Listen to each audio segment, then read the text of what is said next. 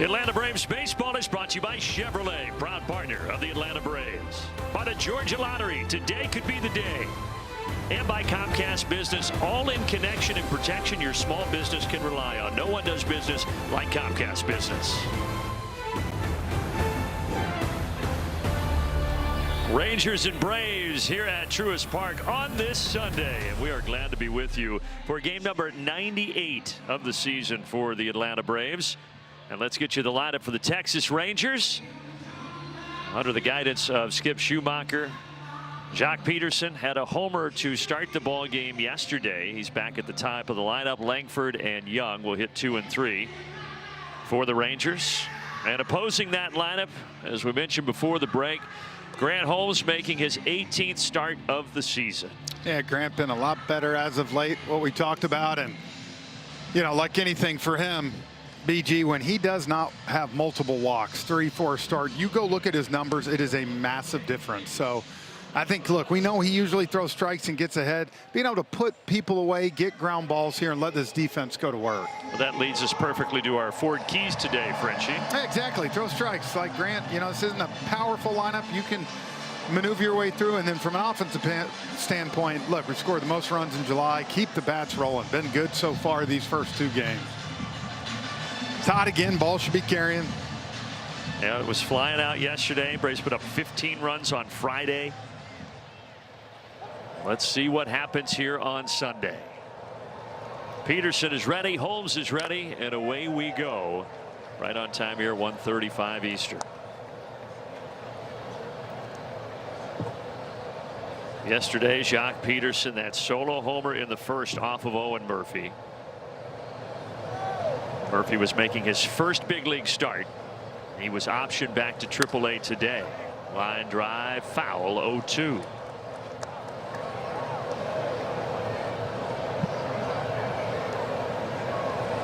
So Frenchie mentioned that start on July 8th for Grant Holmes at Pittsburgh. Very solid, no runs, 3 hits, 5 strikeouts, and the command was there, just the 1 walk. Get a new piece of lumber. And just 2 pitches in, already going to the backup. Sure, he's got more ammo down there.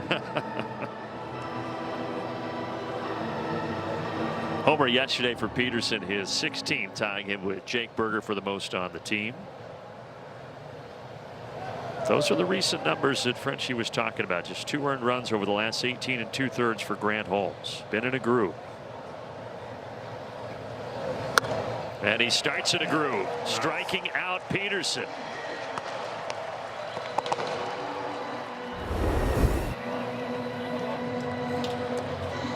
Yeah, just right under it, and good start here.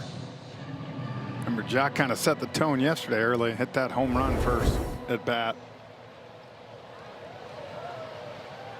But Holmes gets him today and now faces Wyatt Langford.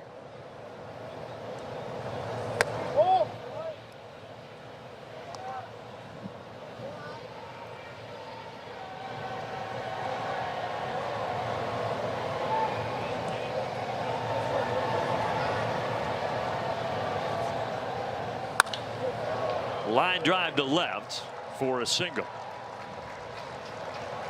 3rd hit of the series for the left fielder Langford. Racetrack defense. Dubon had his first error of the season and left yesterday. Back out there. Harris and Hicklin and right. Jarvis and Ozzie up the middle. Riley and Olsen at the corners, and Drake Baldwin as a battery for Grant Holmes.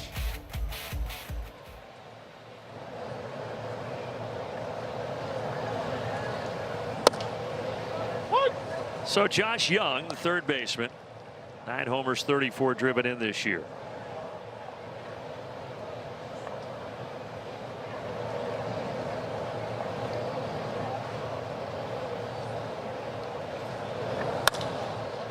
To right field, Hicklin, just his 3rd game as a Brave, and he makes the catch, 2 down.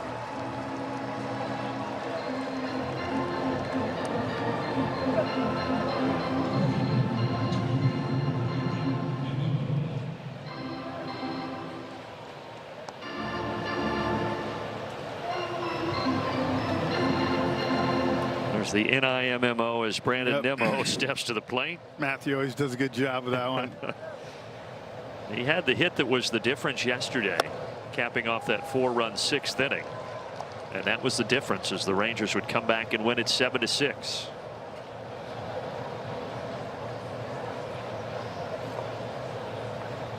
Dropped a timeout quick. So we've had a backup bat, timeout, rolling the top of the first. Yeah, it's only a 3-game series though, so I'm sure Jock's good with bats, but you can have a few road trips, you get panicked. Should be an easy first inning. I'm telling you, Brandon, you get a road trip and you break 3 or 4 of the first.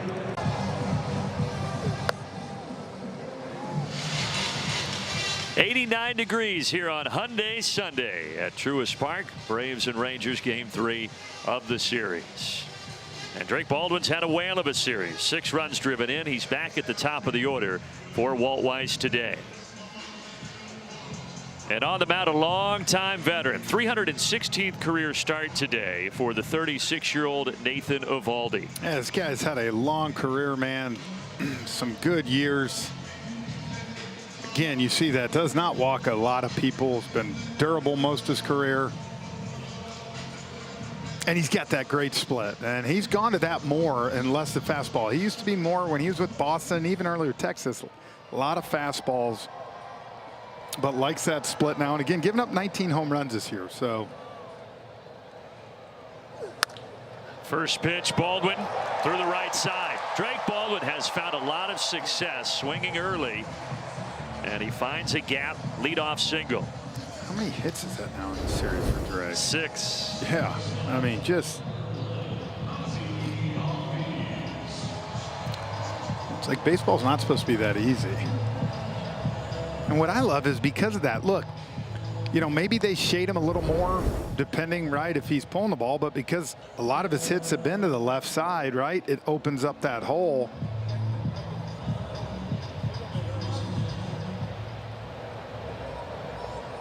And for Eovaldi, when he has had his struggles, and Frenchie mentioned the 19 homers, a lot of the struggles have been in the first inning. Baldwin's going to take off and steal a base, catching everybody by surprise.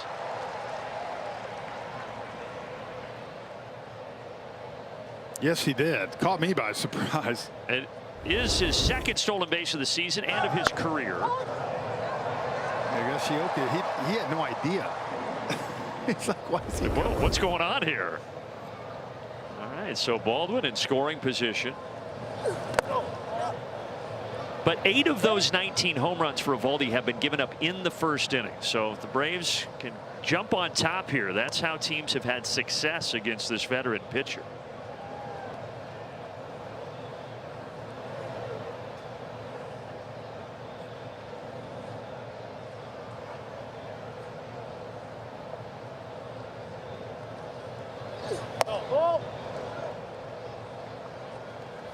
Drake Baldwin, I think the slide may have knocked the A askew. About to lose it. Even the helmet didn't know what to think of that. Even the logo was surprised. Tried to jump off on him. That's going to stay fair. That's a productive out. Yep. Baldwin to third. Berger making that play at first. That leads us to our racetrack defense, Frenchie, for the Rangers. Yeah, you got Langford, of course, Carter and Nimmo in right field. That great play by Berger there at first. Nicky Lopez, Duran at short. Young at third, and Gashioka catching again after yesterday. Catching the old day game. Yep, after pitching on Friday. Yeah, it's had a busy series. A busy series for Kyle Gashioka. That infield kind of at medium depth right now with Olsen at the plate.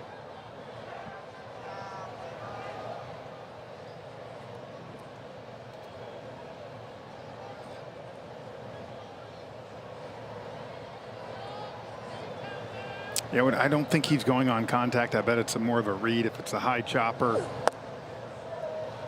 You know, you don't. You know, you got a red hot Michael Harris on deck too, so you give both these guys an opportunity. And even though Drake just stole, not known for his speed. Yeah, I mean, for a catcher. No, he's feeling good right now after that stolen base. He's no Ricky Henderson. There's the splitter. Yeah, and that's I will say this. He's one of the better ones over the years of that fastball and split looking like the same coming out of his hand, and it's got great depth. He throws it. You hear him. He's grunting every pitch. Meanwhile, Drake Baldwin realized his logo was falling off. Very domestic. He fixed it.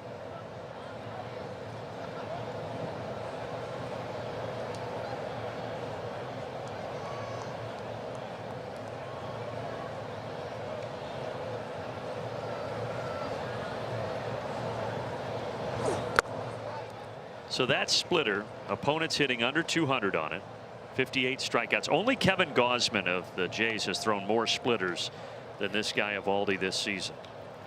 Yeah, he's relentless. And you think you're Olsen, right? You're up there right now. You've seen curveball, cutter, splitter, splitter. So you haven't seen even the fastball yet. Look at those numbers, how much he changed, as you were talking about, from earlier in his career. Oh, yeah. When you remember, even back during some of his playoff runs with Boston and then Texas, like he threw hard. 96, 97. Give him credit, though. He's changed and still putting up the numbers. He's a nice little heater coming in here, 4-0 in his last 5. So great for them in the 2023 World Series run. Well, here's a workhorse for them.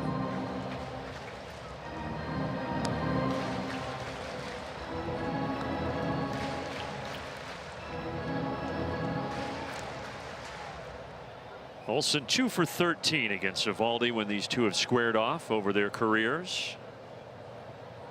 There's the 7th pitch of the at bat, and there will be an 8th.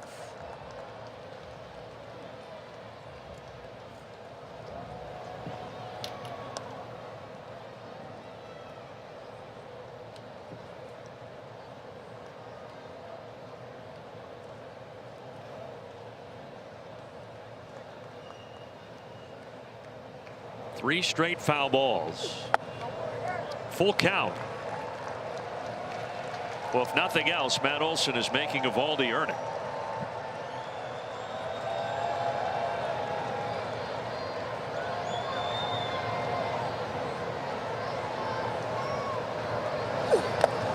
And he earns a walk. That's not going to score Baldwin. He stays put. But they're going to be at the corners for Michael Harris. Yeah, and that's a good job right there. One fastball in that 9-pitch at bat right there. Let's take a look at our Zaxby's Who's Got the Sauce. 350 average against off-speed pitches this year for Harris. And Eovaldi, you see at the bottom, he goes to that off-speed stuff quite a bit. Well, and Michael, the one advantage he's got is, right, you get a lefty in front of you in Matt Olson. So if you're going up to the plate right here, not that you're going to sit necessarily on split, but I think you're going to see a little bit of how he's going to pitch you. And he might try to sneak that first pitch heater right here to get ahead and then go. But if you end up seeing 5-6 pitches, you're going to see that curveball and split more than not.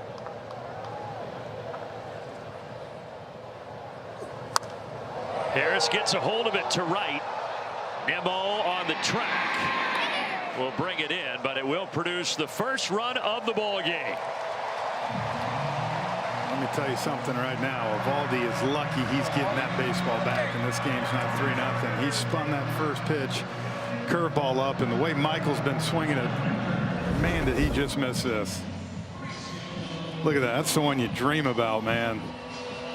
That's when we saw him yesterday go deep on.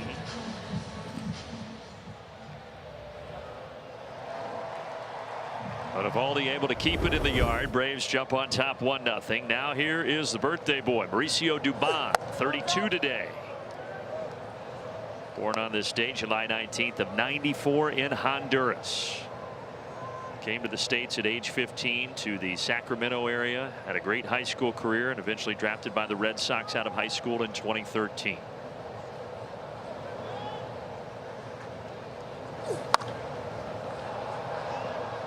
He's going to sky it on the infield. Duran squeezes, and we are on our way to the second with the Braves on top 1-0.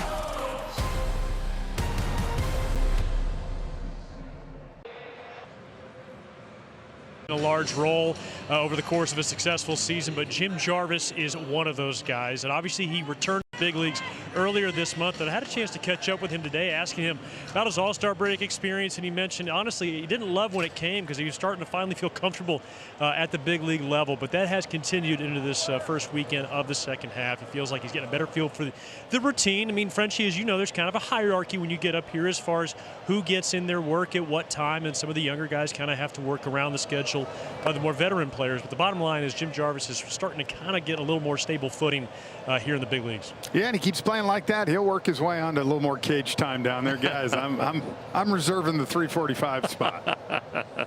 His defenses look great. He's hit the ball well.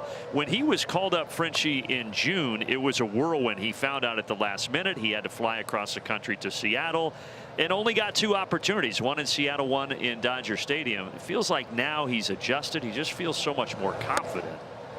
It's been good to see. Yep. And I always liked it. You know, that was when Bobby Cox was here, man. And I know Snit kind of felt the same way going off after. But, you know, bringing up a few of these young guys throughout the year to put some energy in the lineup, right, in a long season, add some excitement.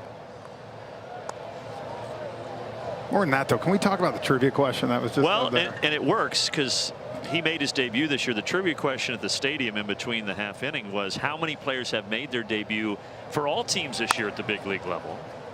Riley's going to take care of this. Berger retired. You had a great guess. What'd you say? 171? 165. Okay, I said 124. The answer was 171. Yes. The gentleman in the stadium that was asked guessed 8. 8. So and I'm giving him the benefit of the doubt that he misunderstood the question. Thought it was Braves only. I do. I mean, gosh. Like and how I came up with mine, just if you're wondering, I said 5, 6 guys on each team probably. That's kind of what I was. By 30, yeah. And that's why I got to 165. But I didn't have 8. We're giving him the benefit of the doubt, like you said, though. He's probably thinking maybe Braves only. And the only reason I say that is, you know, when Mark kind of asked a question or came back and he wrote down the answer, I think he saw the disappointment in Mark's face that 8 was written on there. Not going to bury him anymore. I'm giving him the benefit of the doubt. The other gentleman guessed 91, so he was closer. Heads up over there, Wiles. That was low, you know? Yeah. You're talking. But better than 8. You're a little closer to the cheddar. You're in the vicinity. Yeah. You're in the same zip code. I was waiting for the Billy Madison comment. Oh. We're all dumber having heard that. I award you no points. And may God have mercy on your soul. Oh, the puppy who lost its way. Yep. Sometimes this broadcast loses its way. We'll get back. We just had to point that out. 0-2 to Duran. Liner, Riley's there. 1 off the ground, 1 through the air, 2 away. And again, right, that's kind of my keys. Throw strikes, right? You got him 0-2. No, you did not hang this pitch. It's low, kind of off the thing, and you let it. It wasn't hit hard. That was off the end of the bat. Get those easy outs like that. Keep that pitch count down. Well, Frenchie, first inning, 9 pitches, 8 strikes. So Grant Holmes listened to your Ford keys. And now he gets the first 2 here in the second before facing Evan Carter.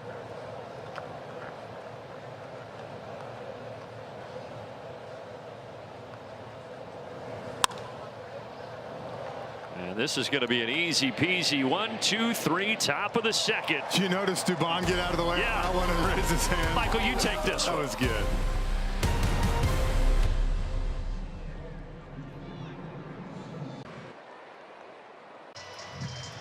Bottom of the second, and we start this half inning with our Toyota Trends feature. Braves 9-5 in rubber games this year. Rangers have been pretty good as well, 10-6, so something has to give today.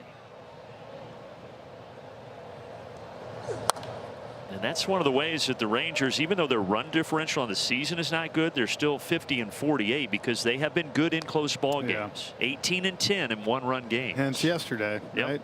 They found a way.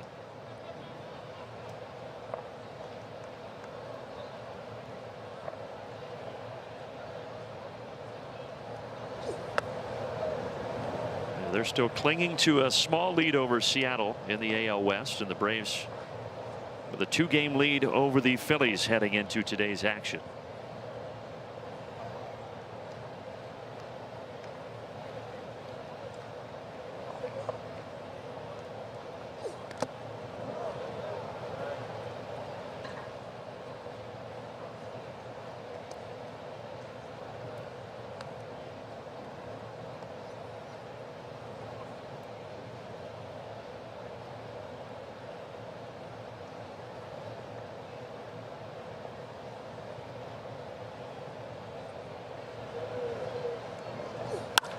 Hard hit, and cheating up the middle, though. Duran is able to make the play.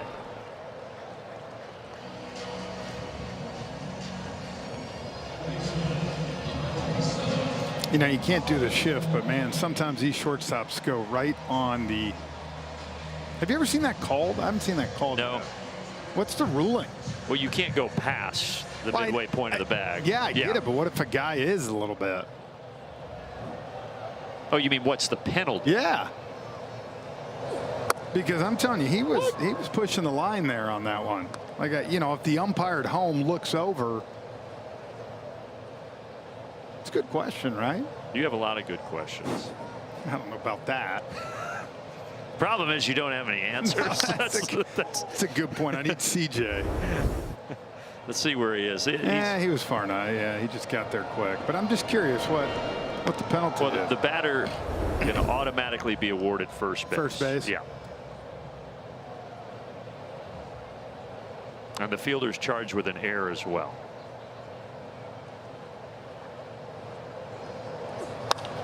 Austin Riley puts it high in the air, deep to left. She is gone to the Hank Terrace.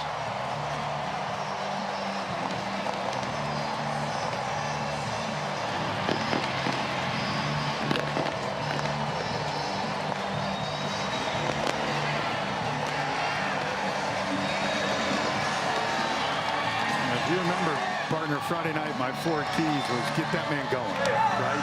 You need him. You got one Friday night, a couple hits, got a hit yesterday, and now this too. It's a good sign. Maybe those 4 days of the All-Star break cleared that brain a little bit, and you get Acuna coming back. You get him swinging like it is. Boy, that's a great sign. 416 feet, not a cheapie.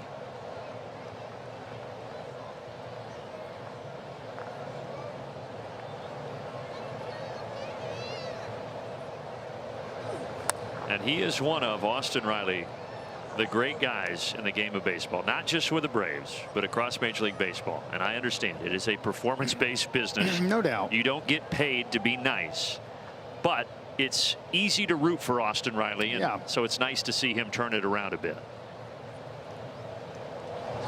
I always said one great thing about playing in Atlanta compared to Philly, New York, some of those places, you know, you think about that's just a hanger. You recognize it and throw the bat head.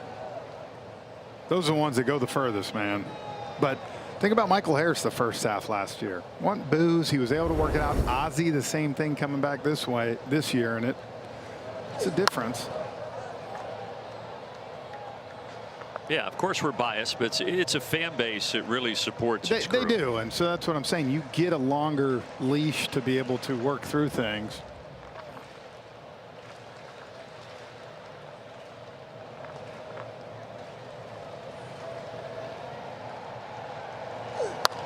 Jarvis battling.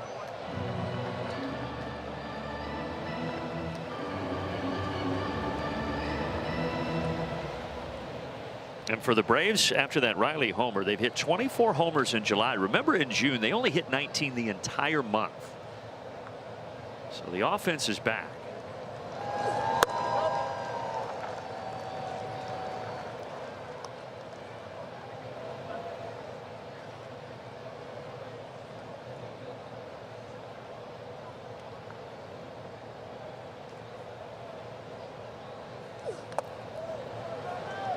Full count here to the former Alabama shortstop Jim Jarvis.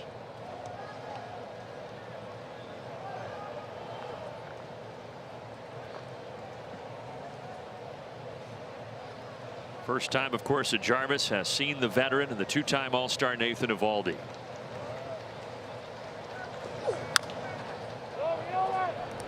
Berger flips to his pitcher. 2 down. A word here from Zaxby's. 10 wings, $10. At Zaxby's, the math is mathing. Zaxby's 10 for 10.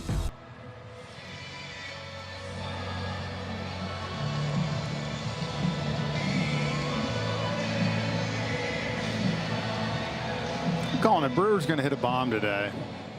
First of his career if it happens. Those are the numbers we were discussing, June and July. What a turnaround. It's contagious too. It just is.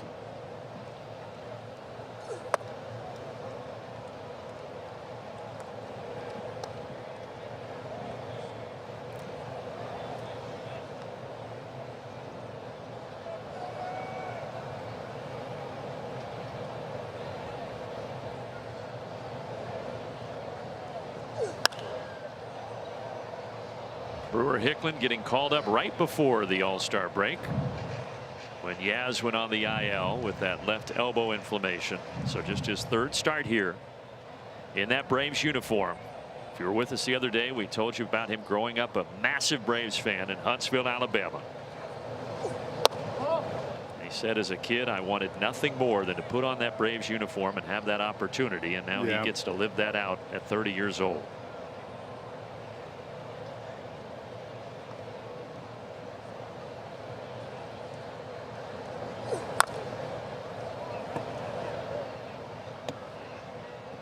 Seventh-round pick back in 2017 by the Royals, so he didn't get a ton of money. And when COVID hit, he was actually back in Huntsville working at his grandmother's Ford dealership to try to help out, make some extra money. So he has seen a lot of minor league games. Yeah, do this. This is a little more fun. It is.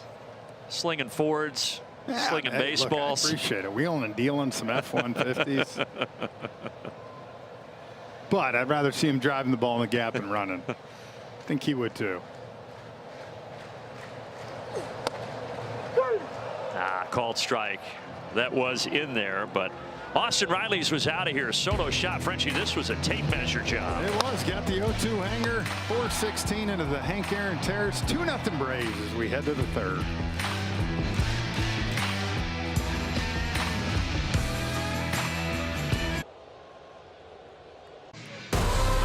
Atlanta Braves baseball is presented by Truist.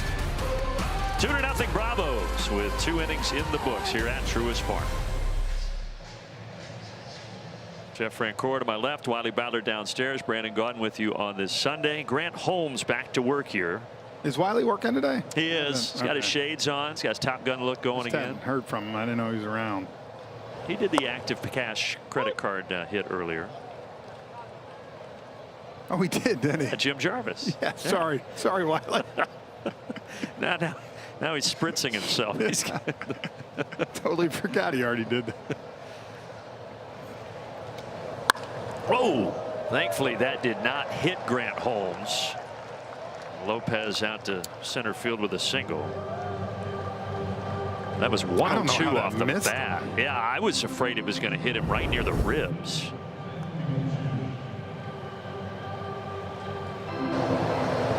Let's take a look. I don't know. I could have hit him in the butt cheeks. It just dropped straight down and he was throwing him out. That would have left a mark. He'd be all right. Yeah, he's a strong guy. Big tree fall hard. Bottom of the order here. The catcher Higashioka.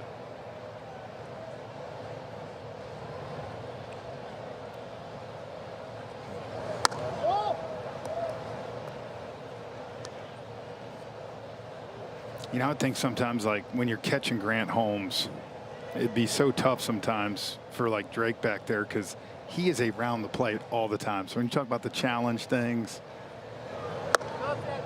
You know, like that last one in our box, they obviously don't have that, but it just nipped the corner. But it's like, do you challenge, you know, do you risk the one? But I just always think with guys like Grant, it's tough because they just live around that zone.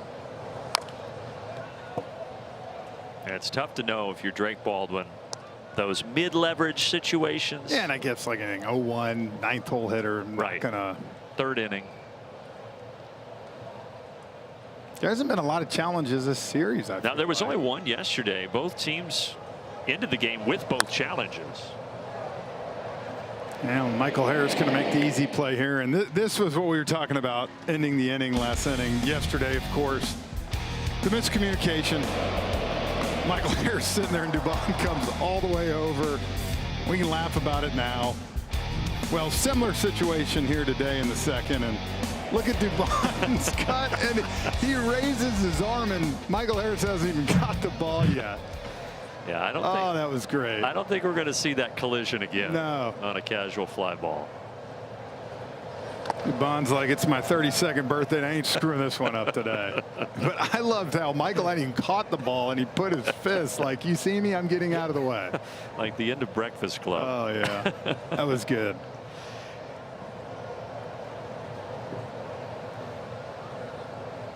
Pitch number 30 of the afternoon here for Holmes. Sounded like another broken bat man, for Jacques I told Peterson. you. All right, you got to tell your story about when you were playing going out west. We went on a 10-day road trip, and I packed about 12 bats. A couple of them were older BP, and I think they broke early. And I broke about 4 in the span of 5 at bats. And we're still 7 games left. I think 4 in LA, 3 in San Diego. We were in San Fran, and so. So you're getting nervous that you're going to run out of bats. I'm getting low on ammo, and we still got 7 games left. And you know, we got those big bat bags, and BMAC was sitting behind me that day, and we had very similar bats. But I was like, if I'm gonna break one this game, I need to break his, not mine. So I took his bat up to the plate, and I got a hit with it, and he goes up to bat and picks his own bat up. He didn't know. I didn't even tell him. I just used it, and he was like, dude, this is the big leagues. I'm sure you can call and they can ship something. But I was focused on running low. Yeah, and you're out west. Well, the new bat is not going to work for Jacques Peterson. Big league infield pop to Riley. Needless to say, I came home with some lumber too, so I was good. But that's good. People always think that maybe big leaguers have an endless supply, and you could reorder them. But if you're on a long road trip, something that's in the back of your mind. Just to let you know, you go in a bat room, right? Most guys got probably 36, 3 dozen sitting in there, and most guys are very like. I was not picky about a lot of things, but they'll weigh their bats. Jarvis bobbles. I almost got him at first. And I think if Jarvis had realized it, Frenchie, he could have gone to first and gotten Langford there. I think Langford had to fall, though, did he not? Or Tripp coming out? Because he's fast.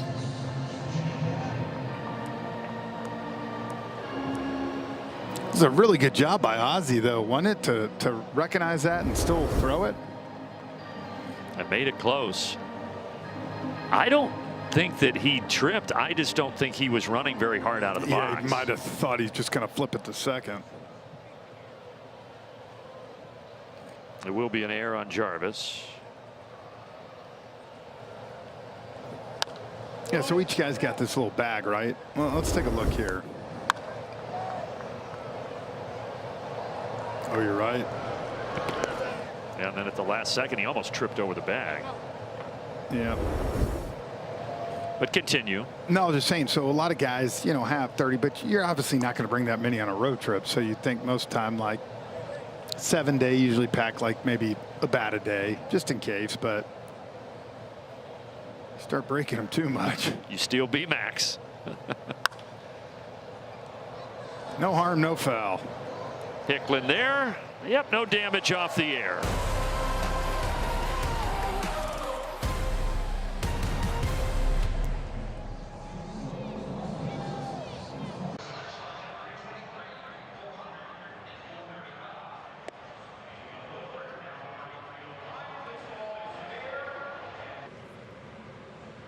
Braves are ahead by a pair, and Drake Baldwin stepping to the plate here in the bottom of the third. He is our GNG, Georgia Natural Gas Greener Life Impact Player. 6 for 10 so far in this series, guys, but look at those numbers. He has seen 26 total strikes in this series. He has swung at 24 of those 26 and swung and missed just 3 times. So, guys, when his swing's in a good spot, he's not afraid to pull the trigger. Yeah, and that has been a recipe for success for Drake Baldwin. No, and I like that, especially when you know you're hot, right? You know, it's very similar. And Wiley, I'm sure you remember watching all the time too, but Freddie Freeman swings a lot at the first pitch. And if he's going well, and then, you know, if he fouls it off, doesn't, he gets into the count, and we'll see Drake do that. But I like it too. You're feeling good. A guy like Eovaldi's trying to get ahead in the count. Take advantage. Yeah, this is a deep count right now for Drake Baldwin at 2-1. Keeps the speed of the game going, too. Had a first pitch single in the first today, and then stole a base, just the second of his young career.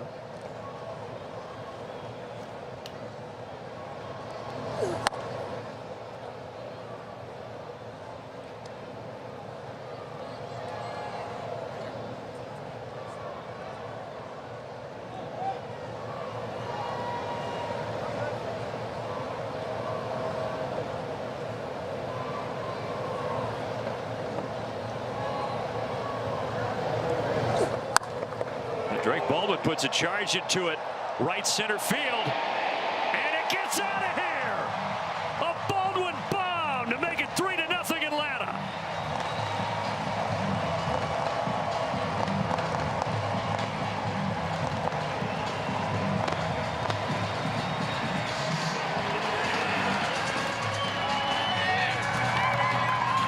Well, just so pretty. Gets deep. Look at that. You see, he waits for it. See how he's down in those legs? That ball just came sweeping back across. Look at the power he generates. Look, Drake's not a big guy, right? Like, but those legs right there, stays in them and shoots it out of there. Give a 3-0 lead. It's just hit bombs today. Absolutely. Well, Ozzie tried to follow it up with one of his own, but just a touch underneath it. The Braves now 7 homers in the series, the 2 today by Riley and Baldwin.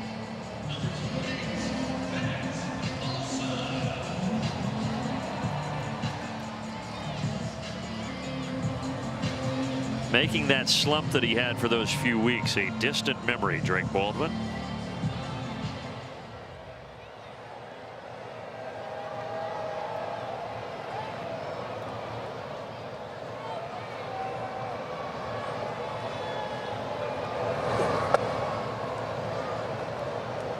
And Eovaldi's home run woes this year continuing. The ERA is not where it normally is for him, a little over 4. It's not bad, but it's his highest since 2019. But the home runs have been the big issue.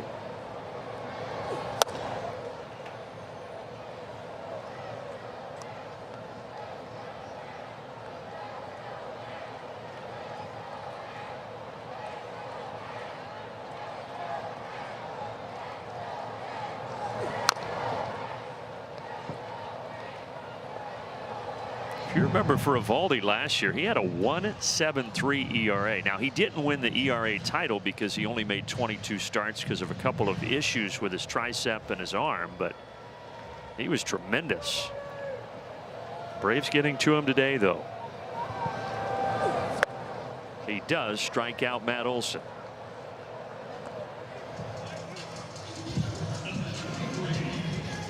Let's go back to Michael Harris's homer yesterday. Frenchie, it's our Whataburger, what a play.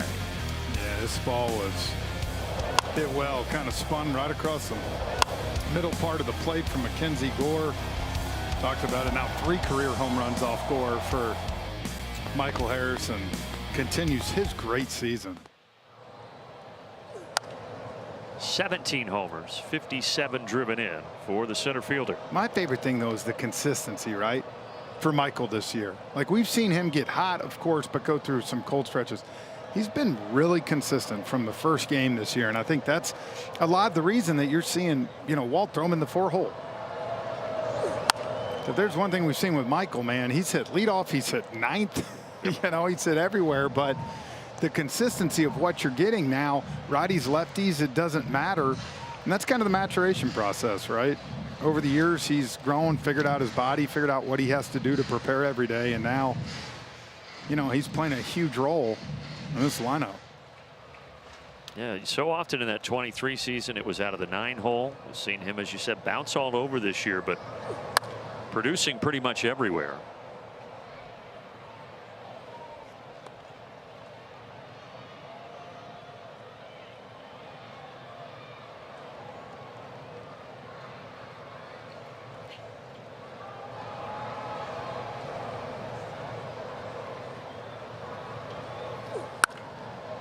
And look at this, another hit. So Michael Harris putting his average at 300 now with that base knock.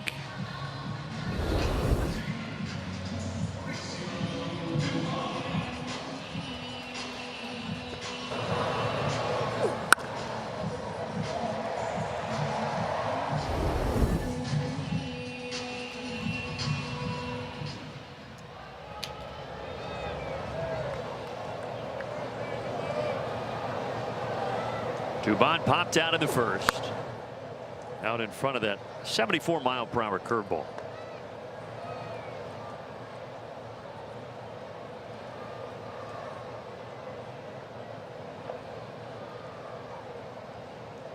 See Eovaldi calling the pitches on the pitch comm device here on his belt. Slow roller will in the frame, but Baldwin with his 17th of the season. Frenchie. Yeah, keep tacking it on. One every inning. We'll take that to the end. Good start today. There it is. Yeah, I mean, I appreciate Dubon's hustle there on that other one, but we'll go to break with the long ball for Drake Baldwin. Wanted to build the drama.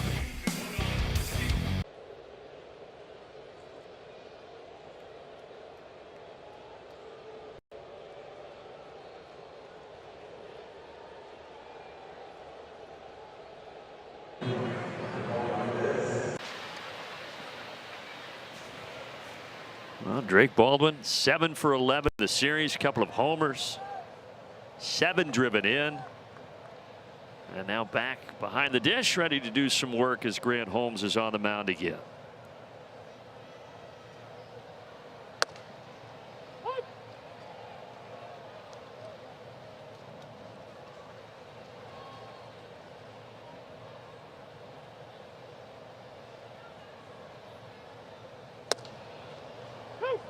Middle 3 in the order for Texas.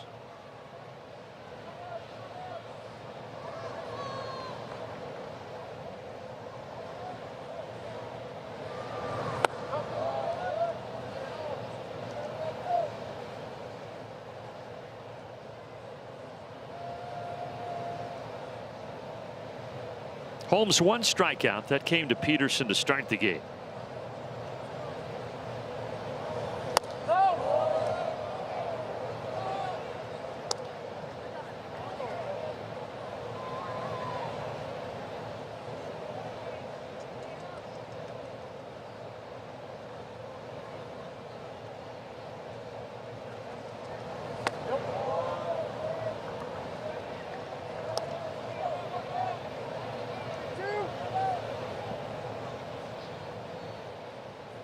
Saw that slider there. That's where Grant Holmes gets the heavy majority of his strikeouts. Went to the cutter, just missed. So from 0-2 to Nimmo earning a walk to start the 4th. If you are looking for a unique venue, I should say, unique New York, for your holiday party, why don't you take the rest of it, Frenchie? Go ahead. Okay. With up to 20 event spaces throughout Truist Park, you're sure to find the perfect one to wow your guests. Visit Braves.com/events to see the variety of options available. At the Braves, bring your vision to life. There you go. Yeah. That was clean. Go ahead. You know, you do it all the time, so I'll give you a break. Yeah, I appreciate it. Good idea. Great spaces here. You're already thinking ahead for that company holiday party. Yeah. Why not here at Truist Park? Single through the left side for Berger. So it kind of changed quickly there. Holmes gets ahead of Nimmo 0-2, and now all of a sudden 2 on, nobody out. I was trying to take a look, and I don't know if Grant was frustrated with himself or a couple of those pitches hoping maybe Drake would challenge.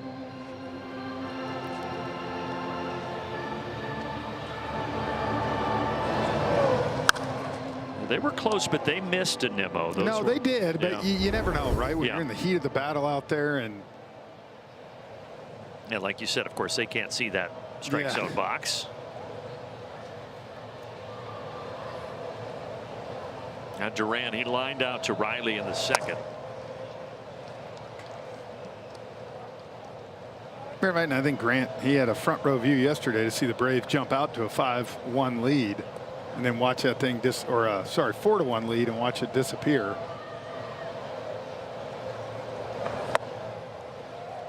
Well, let's see if he can put Duran away now. 0-2.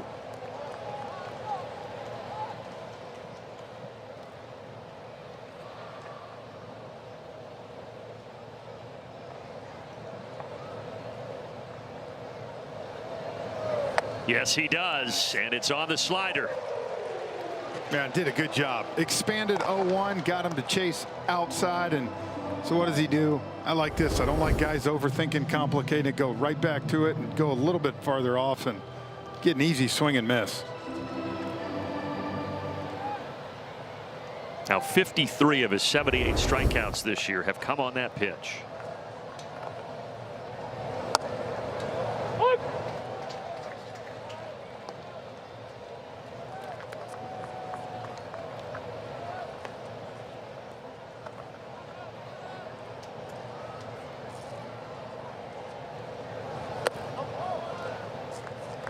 Evan Carter now.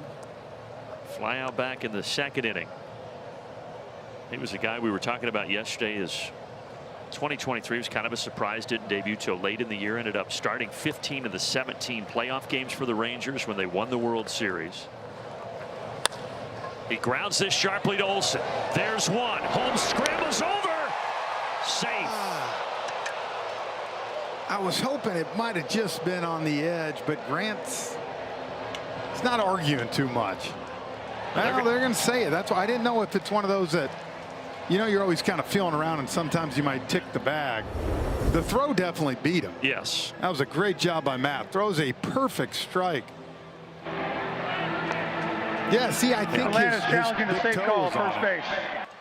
Right there. He's out. And it came off, but it was on first. Yes.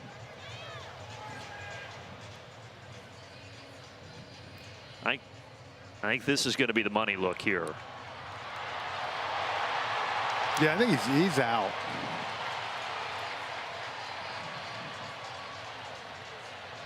First base umpire John Tumpane just kind of blocked from seeing Holmes' foot on the bag there.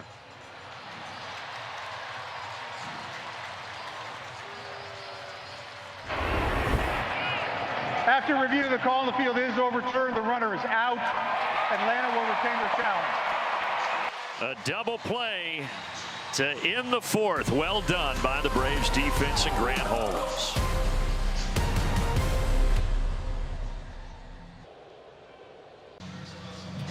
Bottom four, 3-0 Atlanta. Alpha Insurance best coverage feature, giving you an update on Acuna, Ha-Seong Kim, and then don't forget about A.J. Smith-Shawver. He looked really good through 4 1/3. Yeah, you know, you look at that list and know you got some help coming back. Obviously, you'd love to throw Ronald back in this lineup, but that's kind of the guy on the bottom I keep looking at. That could be a big boost for this rotation, you know, especially with the trade deadline and trying to figure out. Deadline coming on August the 3rd, so a couple weeks away. Mentioned earlier that Owen Murphy, who had the start yesterday, got optioned. That really wasn't anything to do with his performance. It was more about just a numbers game. It is, right? Needed a fresh arm. Yeah, I mean, he goes out and goes 8 innings, 1 hit. He's probably in that dugout today. But anything less than that, it's just. Snit used to always say, I think you got it from Bobby Cox, until you're out of options, you have no option. The wind has picked up a little bit here as we go to the bottom of the fourth. Flags in right center, whipping towards left. Don't be trying to put some thunderstorms in this game. No, I'm trying to take him out of here.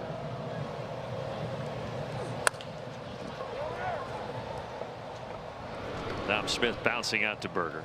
What I love about your meteorology is that it's based on nothing but a feel. No, I look at the radar. You just kind of licking your finger and holding it in the air. Try to wish it out of here.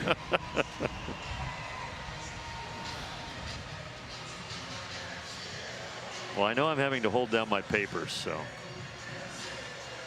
If I'm in the crowd today watching this game, I welcome that wind and clouds. Yeah, the cloud cover's a nice reprieve.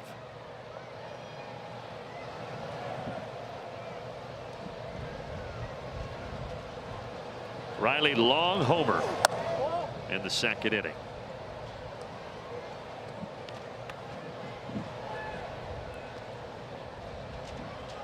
Tell you what, with the wind, if he gets it in the air towards the Hank Aaron Terrace this time, it'll continue to go. Open the Coca-Cola Pavilion.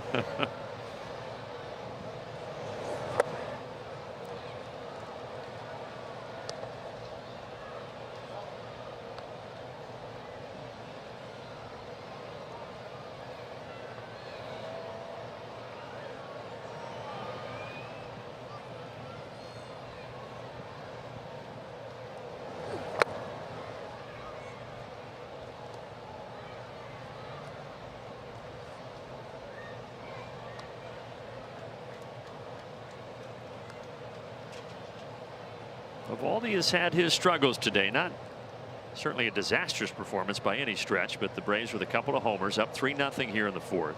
And Eovaldi is coming off an illness that he battled over the All-Star break. That is why the Rangers did not have a starter listed for today until after the game yesterday. They wanted to see how Eovaldi was feeling, if he was back to 100%. Nothing worse than getting sick on the All-Star break. Yeah, you look forward to having 4 days at home with the family. Yeah, and especially as a starter, right? Yeah. Riley gives this one a ride to center. He got another one. One to left, one to center for Riley.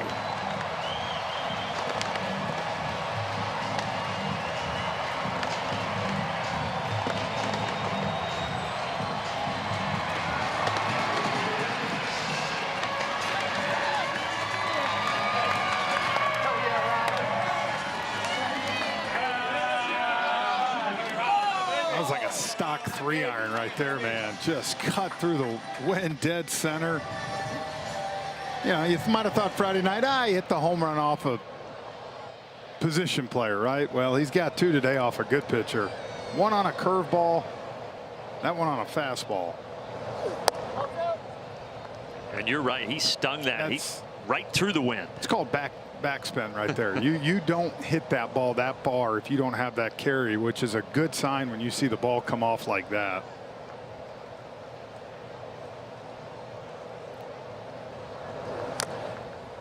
Three solo homers now today for Atlanta. The one by Baldwin, the 2 by Riley. I mean, 95 center cut, and you can see how he hits down on this ball, creates that backspin. Carter never had an opportunity. Sharp grounder. Lopez makes the play. Hey, the nice thing too, partner, is you look at it. There's been a run every inning, and that's how you demoralize the other team, right? You just keep separating yourself. And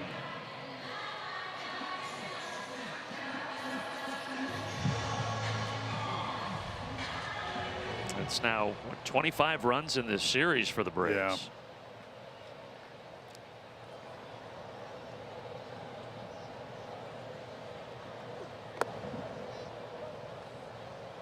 Two down, Brewer, Hicklin at the plate.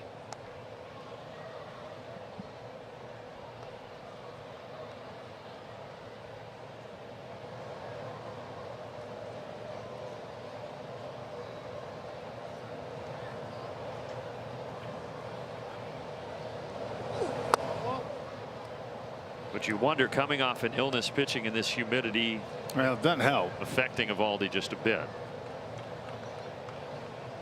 Those numbers on the bottom: 33 hits, 8 long balls.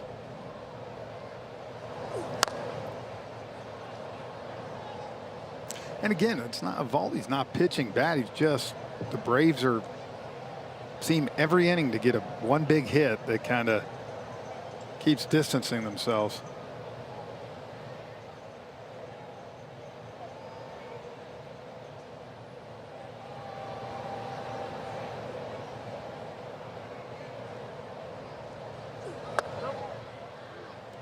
Eovaldi, see the frustration after where he located that splitter.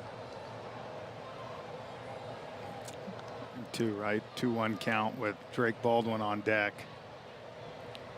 Looked for a good pitch to drive here.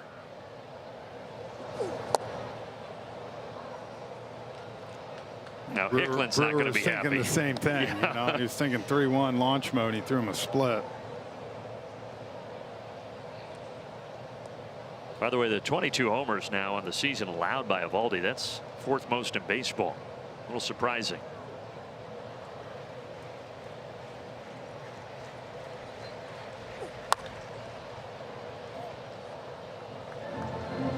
And I mean, I think this should show you everything you need to know about the way he's pitching right here. Number 9 hole hitter, young kid. I shouldn't say young kid, but not a lot of experience. Split, slider, split, split, split. No heater. I haven't seen a heater yet. Yeah.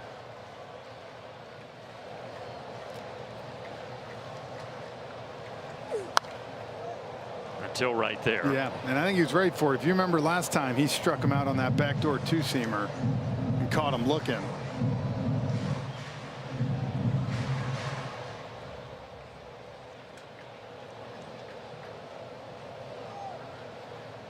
'74th pitch of the game, 8th of the at bat for Eovaldi, and he missed.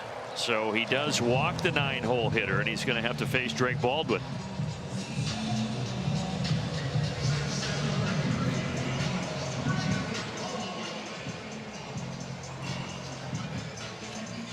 Higashioka is going to go out and chat with his hurler. Probably just giving him a break more than anything, like you said, not feeling good, and then in this humidity.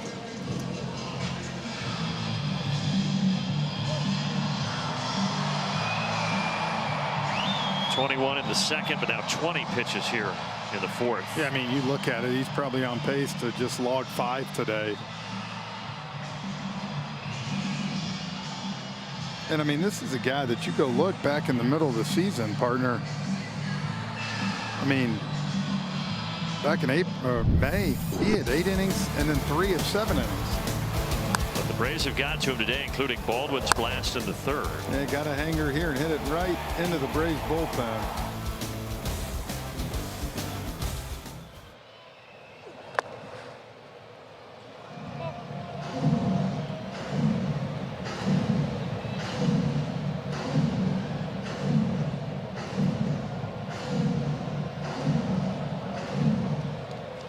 Nobody throwing in the Rangers pen. It's all about the 15-year veteran, Nathan Eovaldi.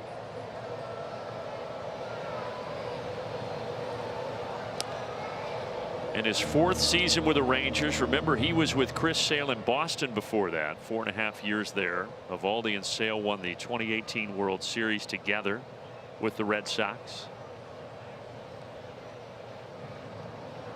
And then Eovaldi got that 2nd ring 4 years ago with Texas.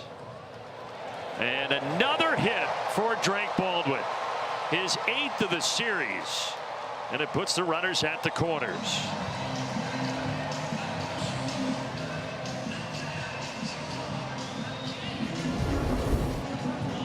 I love it. That time they moved the second baseman over a little bit more to the hole because of where Drake hit it last time, and this time, look, hits it where they're not there. He goes line to line, gap to gap, whatever you need him to do.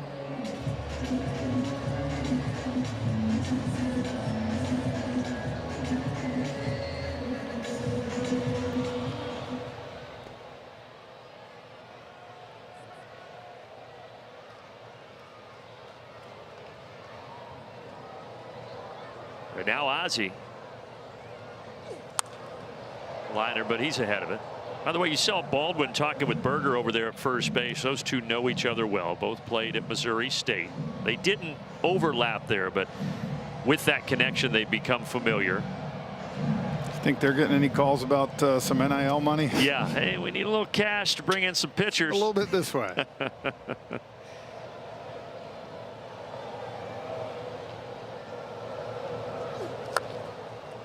But Jake Berger actually has a daughter, Penelope, with Down syndrome, so he has a charity event in the offseason, and Drake Baldwin goes and is a part of that as well to help out Jake and his daughter. That's awesome. I think Berger might be asking him now, so what do I got to do to get on a 9-hit heater in a series?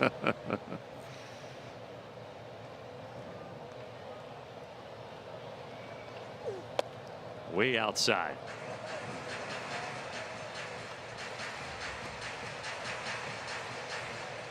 So Peoples is now up. They're starting to get action going.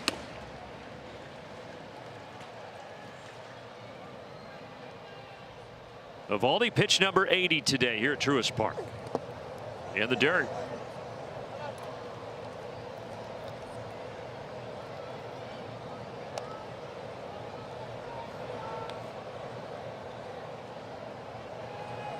Again, I'm just amazed at watching him, how he's totally abandoned that fastball, man. And I get he was 4-0 in his last 5 starts coming in, but 4 off speed here now to Ozzie. Ozzie golfs it towards center, but it's caught by Duran. But Riley with his second of the ball game. He had the high drive to left. This one, a liner to center that got out of here to put the Braves on top 4-0.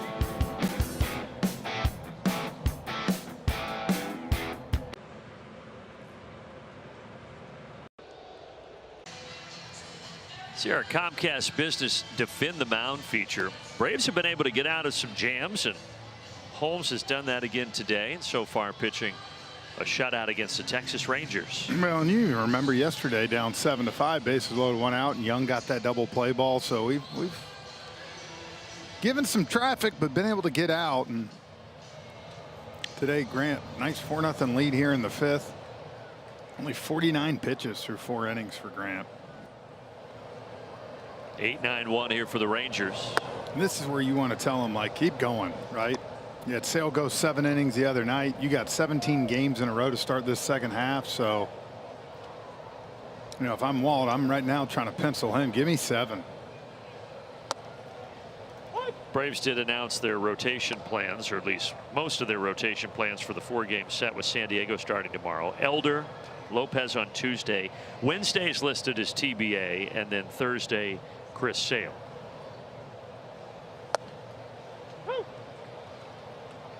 And then after that, it's on the road to Baltimore and New York to take on the Mets.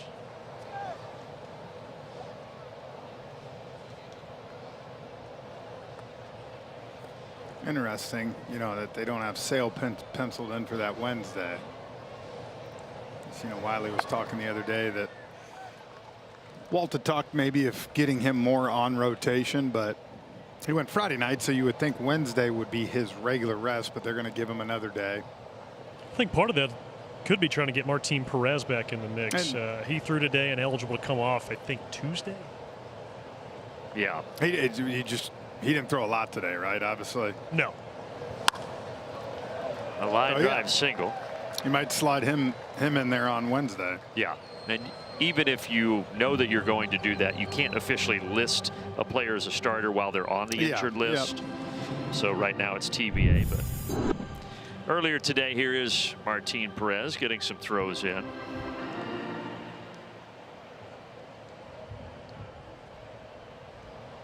Earlier in the year, Martin Perez and him being a part of the team in rotation, it was kind of an afterthought, but certainly the Braves have needed him in a big way.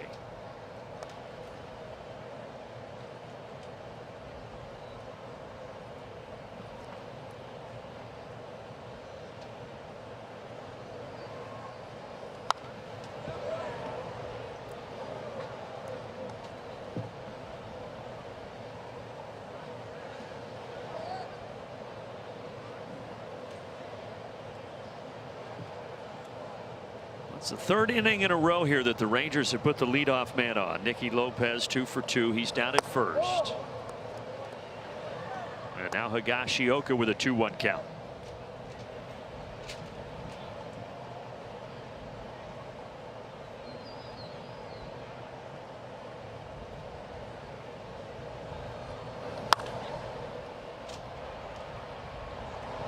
Jarvis battling the mid-afternoon sun.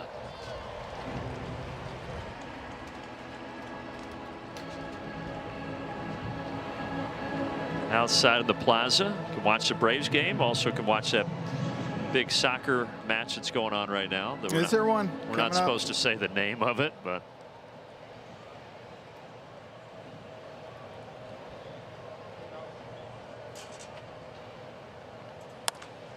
first pitch, a hit by Jacques Peterson, his first of the day. Lopez is going to hustle to third, and here's another scoring opportunity for the Rangers.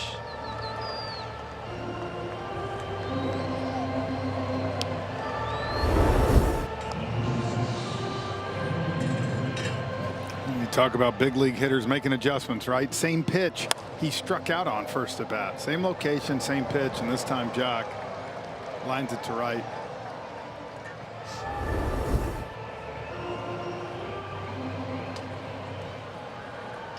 Sharing a laugh with Matt Olson. Runners at the corners. Wyatt Langford the batter.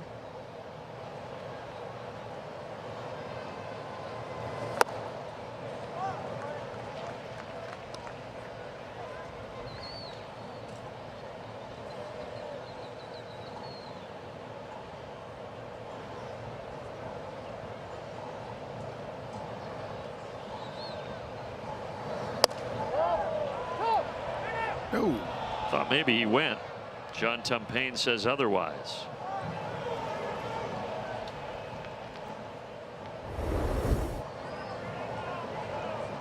Oh yeah, he went for sure. Come on, John. And then the next pitch is cranked to the gap to get Texas on the board. Heading into second with that good speed. RBI double. Wyatt Langford 4-1. That's going to get him stirring down in the Braves pen. Yeah. Again, right? You just too much of the plate. That ball was center cut.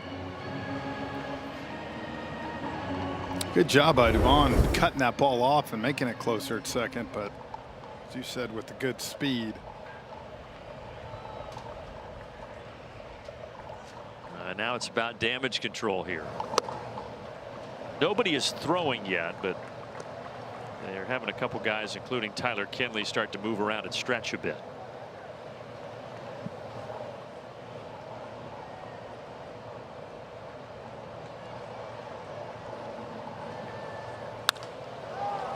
Harris sprints over the gap. He's got it. It will bring home another run. 4-2 now. Good job by Harrison. Great job. Sometimes you're charging that ball right and you want to try to let one loose home, but made a smart decision, went to third.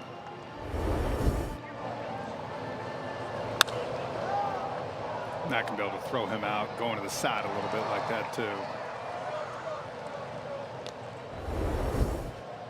So 2 down. Langford stays at second. And the longtime Met Brandon Nimmo at the plate.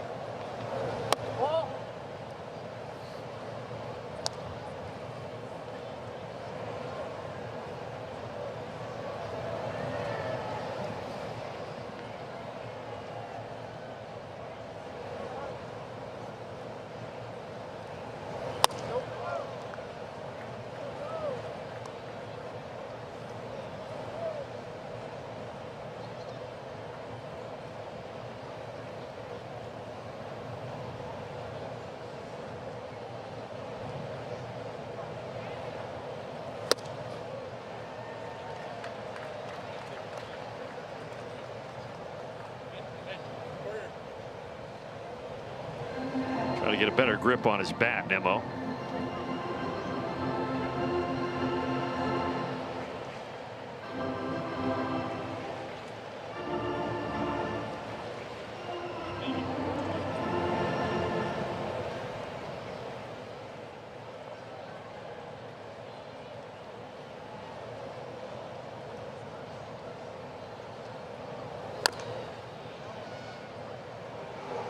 Two balls, 2 strikes with 2 away, with 2 runs in here in the 5th for Texas. And Brandon Nimmo, who the Rangers are putting out in right field this year. The Mets mostly had him in center. In the last 2 years they put him in left, but this is his first year that he's really seen a lot of an action in right field. He's been the everyday guy out there for Skip Schumacher. And hitting cleanup.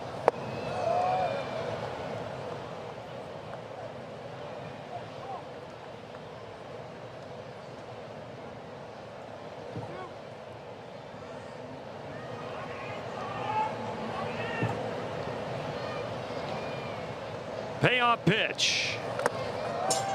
That missed badly, so wild pitch is going to move Langford to third. They're going to be at the corners and bring up Jake Berger. Well, even more important now, right after that wild pitch for Michael Harris to go to third on that. Otherwise, another run scores. And he just overcranked that one. Caught a piece of home plate umpire Brennan Miller.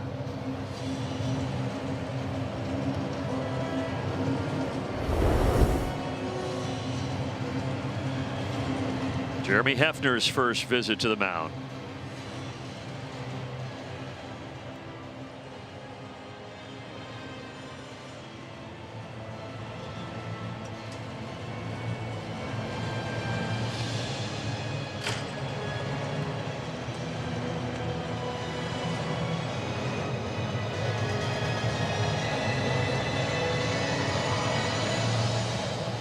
Well, the bullpen phone just rang again. Nobody's throwing yet. I would think you're going to get someone hot now. Yeah, Dylan Dodd is stepping up as we speak.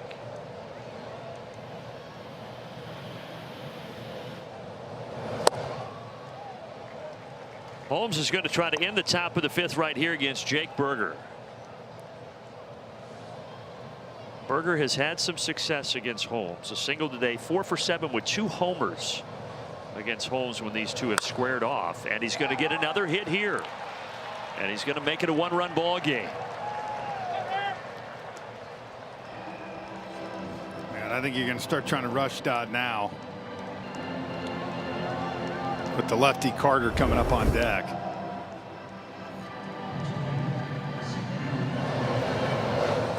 Just looking like these Rangers guys are recognizing now that slider and have kind of figured it out a little bit. And that, you know, this is, we talked about it yesterday. This isn't a potent offense, but we saw them fight back yesterday, and they're doing the same today. Yeah, yesterday Braves got up 4-1, lost that game 7-6, 4-0 today, and now all of a sudden 4-3 here in the fifth. And I'm with you, French. I think this is probably the last hitter either way for Grant Holmes today.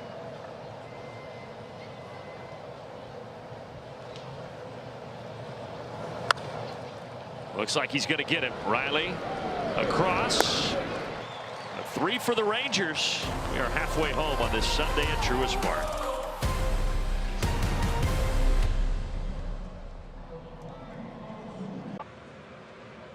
So the Rangers right back in it after getting 3 in the top of the inning. Let's start the bottom of the fifth by covering every base. Brought to you by Mercedes-Benz. Month of July, most homers. James Wood with 7, and then Olson, Rice, and Caminero right behind him with 6. Another guy that's had a great year really from the get-go, Matt Olson, been very consistent. Look, the offense done their job today so far. They've got to run every inning through 4. Now they're going to face a new pitcher. Southpaw is on here, Robbie Ahlstrom.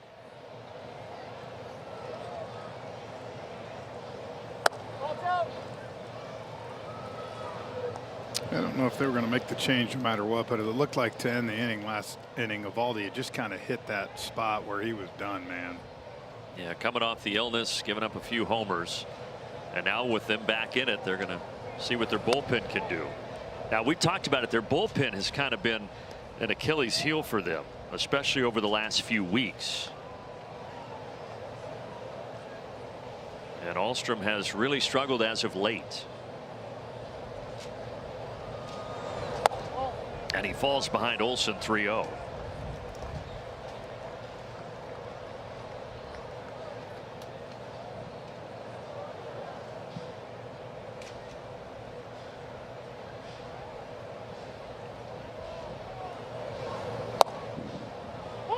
Good job by Matt there. Making sure you take one. Just, you know, three 3-0, I get it. There's ducks on the pond, tie ball game, something, but.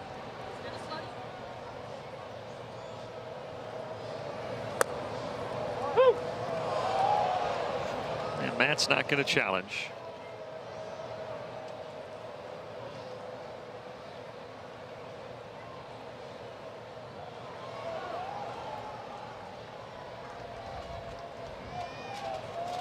With that Rangers pin the last month, 6.21 ERA. Hopefully the Braves can add to that here. But a strikeout for Olsen. So Alstrom comes back after getting behind 3-0. Here's a quick message from Delta. From Braves country to the world. Delta, official airline of the Atlanta Braves.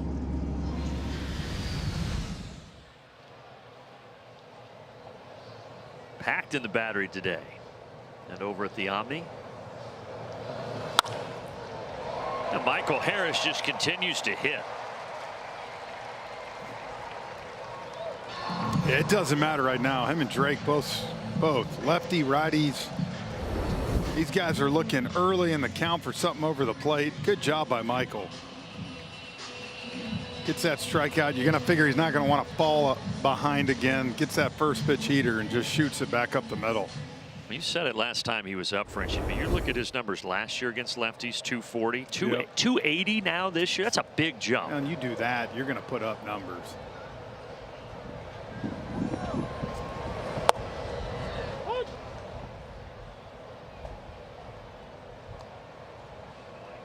That wind is now kind of swirling. It's blowing out towards the chop house. Earlier it was going to left, but it's kind of going all over the place right now.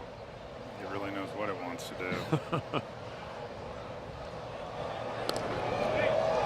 Michael able to get back.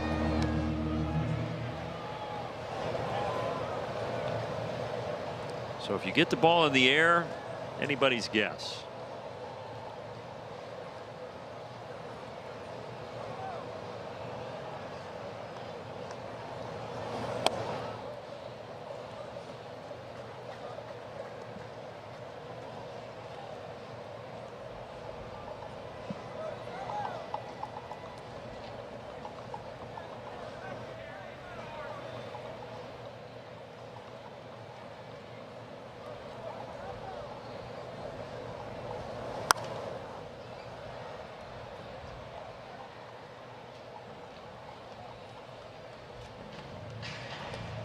Holmes is getting ready, or rather I should say Dodd getting ready for the next inning as Holmes has kind of the post outing session there with Jeremy Hefner in the dugout.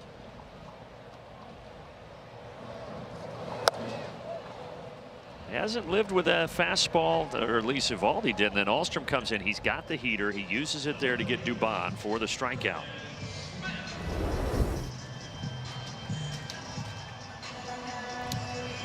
One of those just kind of right on the corner, and he beats him to the spot.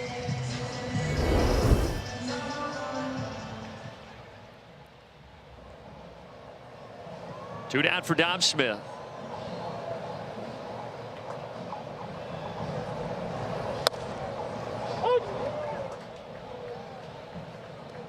And Dom disagrees with Brennan Miller, and he's got a case.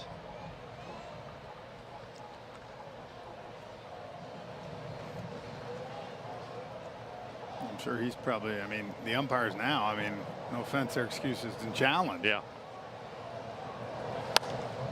Right? I mean.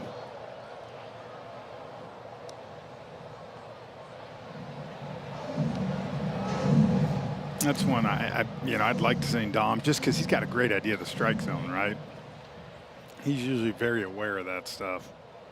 And now he's down 0-2.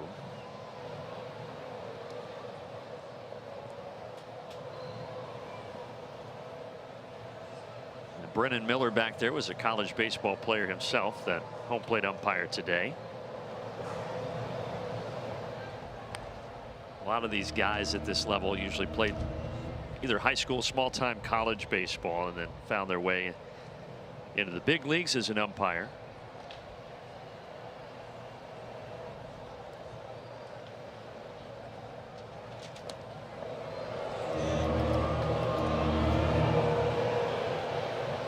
I'd go now. After the disengagements, go ahead and take off. 2 of them, just go. Worst case, you give Dom a new count.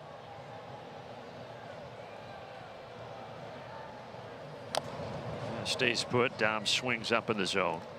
The fact of the matter, if he comes over, he's got to get you. Yeah, I mean, it's a good spot. 2 outs, 0-2 count. Yeah. If you're safe, then you give Dom a chance to fillet one somewhere in the outfield.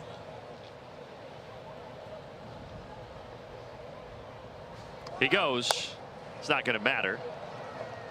5 innings in the books. Braves will turn to Dodd in the bullpen when we get back.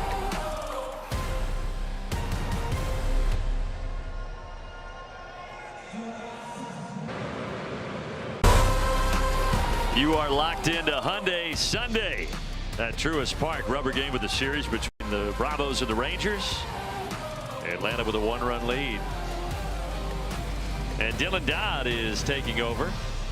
So 5 innings for Holmes, giving up the 3 there in the 5th. And now the southpaw will come on for the Braves.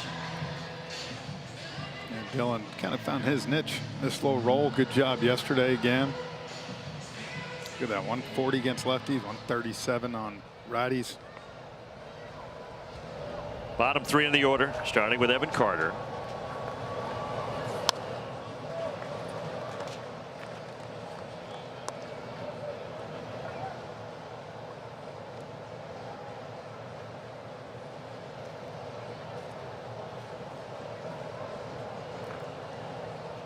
Carter, 2nd-round pick by the Rangers during the COVID draft in 2020.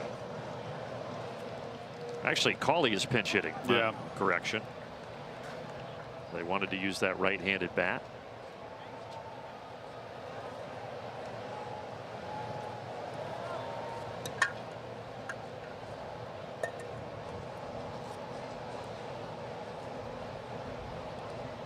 Cawley, rookie, debuted at the end of June, just his 13th big league game here today. He's got a 1-2 count.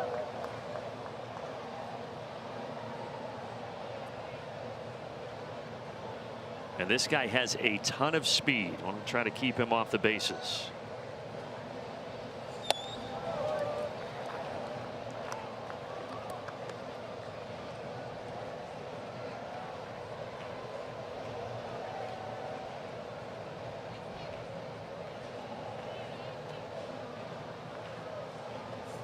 Dodd gets him.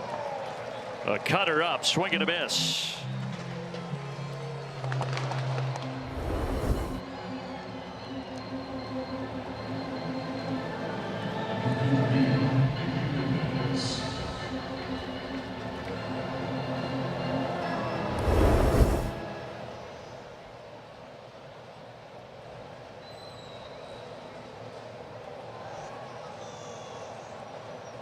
Nicky Lopez 2 for 2, a pair of singles. He got the rally started last inning.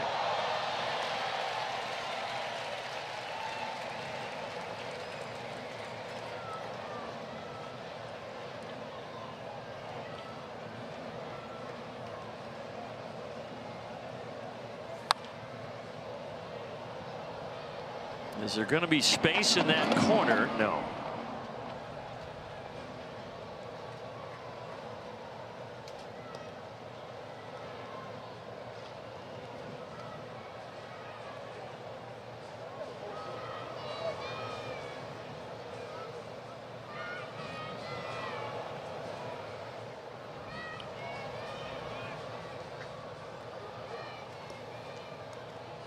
Mets are on top of the Phillies 6-0, so that's a bit of good news with the Braves having potentially a chance to gain a game here.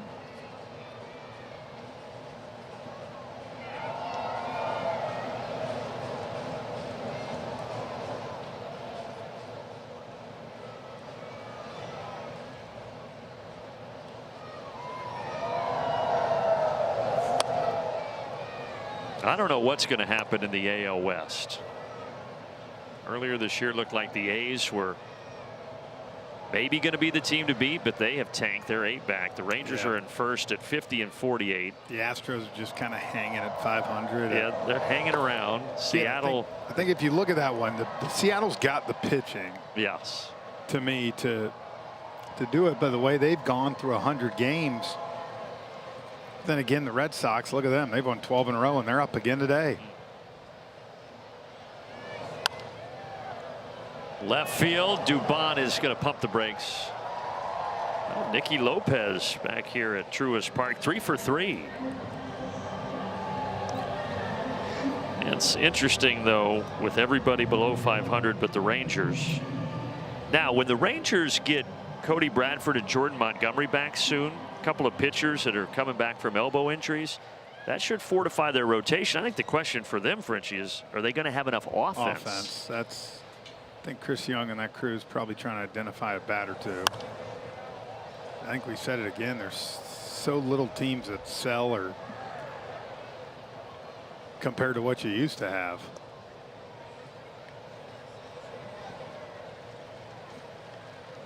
Yeah, I think that's, like we said, kind of the unintentional effect of adding teams to the postseason. Yeah.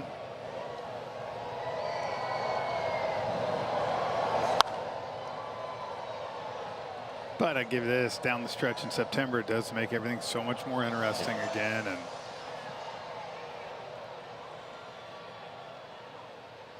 a team like the Rangers back in 23 proved that you get hot and you can win it. Even the Diamondbacks, too, who they met in that World Series.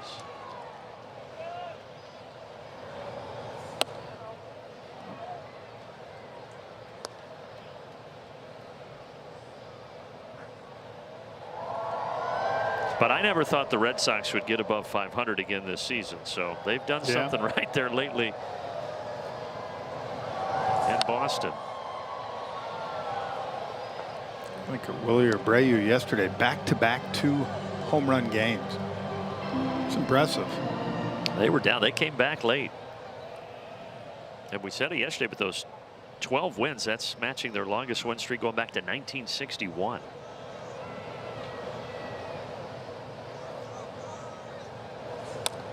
Yep. He did. And Higashioka is the second strikeout victim of Dylan Dodd. And I thought that's why this was such an important series for the Braves to get off to a good start. As you can see here, going to check his swing here, climb the ladder. You know, the Mets are up 6-0 in the 6th right now, so you assume they're going to win 2 out of 3 in Philly, and you get a chance to gain a game. And you know, again, the Phillies, they got the Dodgers coming in this weekend, so. Braves get to stay home for 4. Now it's not an easy opponent. The Padres coming in. It's not, but the way I look at it, man, you swing the bats the way you're doing here. San Diego has been offensively challenged all year. So you put 5-6 up, you're going to win it. To me, probably 3 out of the 4. Runner takes off. Well, Lopez slid into second. If he had not slid, they might have sent him, but they're going to have to hold him. Massive break for the Braves. Yeah, he didn't know that the ball was in the air.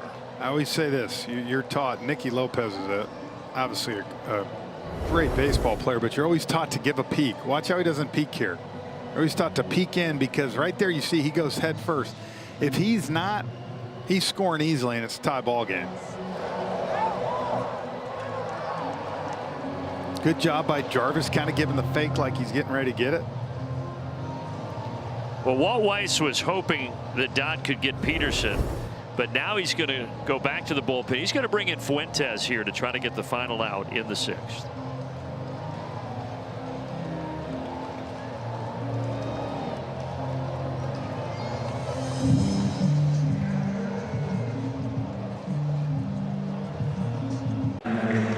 Atlanta Braves baseball is brought to you by Xfinity. Reliable Wi-Fi at one price. Xfinity, imagine that. By Delta Airlines, keep climbing. And also by Racetrack, whatever gets you going. A couple of alumni here. Bruce Benedict, Jared Saltamamakia signing autographs at Truist Park before the ball game. Salty in the house. Yeah, you were teammates with him back in 07. Was. And he actually went to the Rangers in the Mark Teixeira trade. Yep. Was with them from the end of 07 through 2010. All right, here's Fuentes with 2 in scoring position in a 1-run game as he faces Wyatt Langford.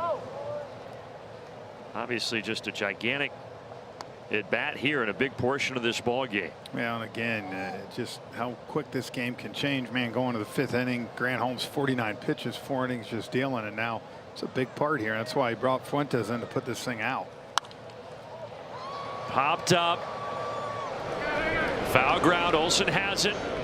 Even with the wind swirling, no problem. He makes the play, and Fuentes gets the job done.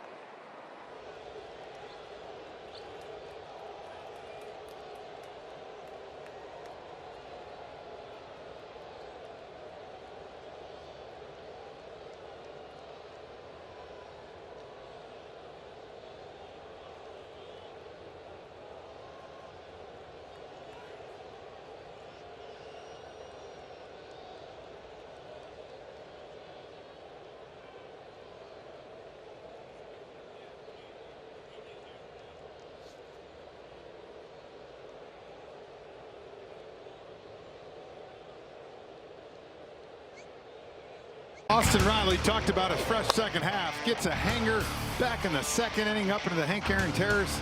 Well, a couple innings later, fastball 95, dead center for his 2nd home run. Austin Riley off to a great start. And he's our Yellowwood bringing the lumber future today. This series 5 for 10, of course, the 3 long balls, but only 1 strikeout too, Brandon. I think that's important when you look at his stats and where he's been all year. Those 2 homers, 419 and 416 feet. Now he leads off the bottom of the 6th. Cole Winn is the new pitcher for the Texas Rangers. You're a little windy up Yeah, there. Winn on the mound and wind blowing our papers in the booth.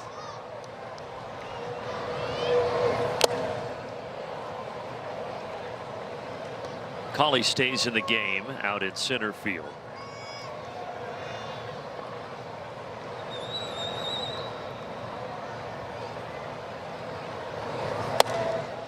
Second full big league season for Cole Winn. Solid as a rookie last year. 1.51 ERA. This year the ERA is around 6, and historically for him, command has been an issue, so something to keep an eye on.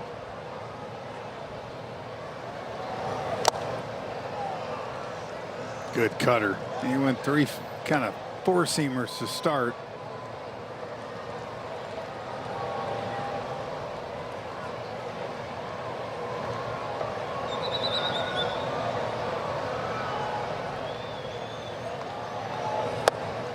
And then he goes splitter.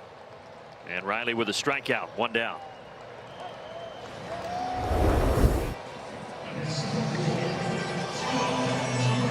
Pretty good sequence he just dropped on Riley there.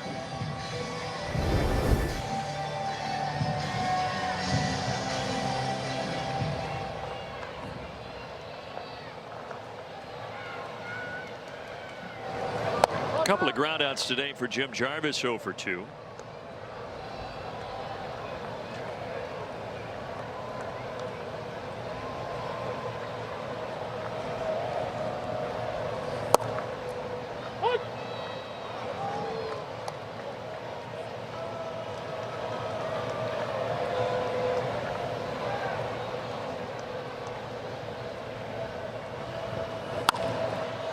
To left field, Langford saunters over towards the line, 2 down. Here's a message from Yamaha. Introducing the world premiere of the 29-foot series from Yamaha.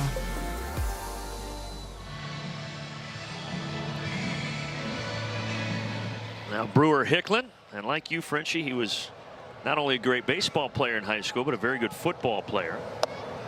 As a wide receiver, actually went to UAB there in his home state to play both sports, but then when he got there, they disbanded that football program. They took it away.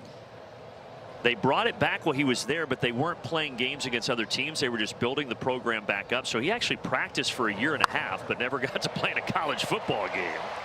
There you go. But now he's made it to the bigs, and he gets a single to left field there. It's like a little 5-yard slant route. Yeah, I remember that. Roddy White, remember the old Falcon went there, and he was very vocal about that. It's a little spinner here, gets it out front, but stays back and lines it to left.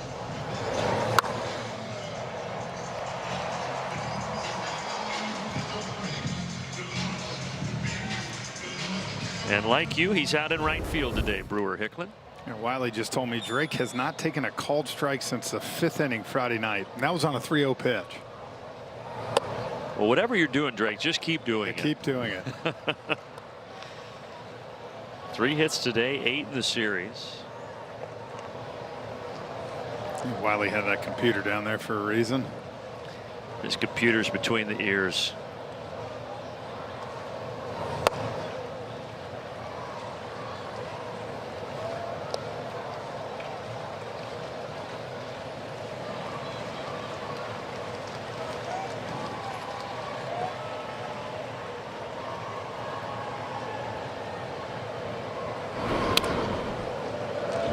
Too hot for a computer down here, guys. Overheating?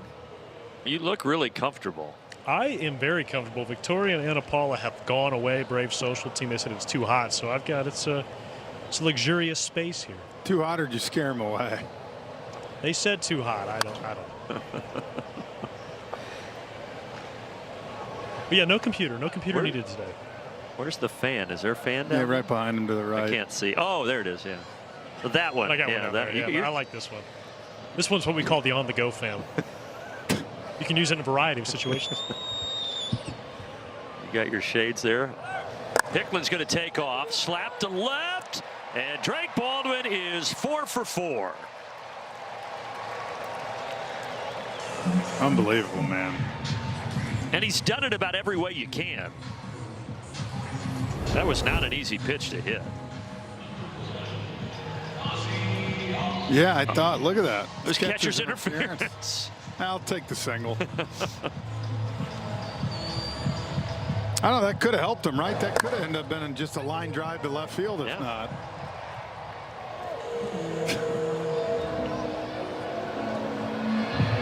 Well, you don't see that too often.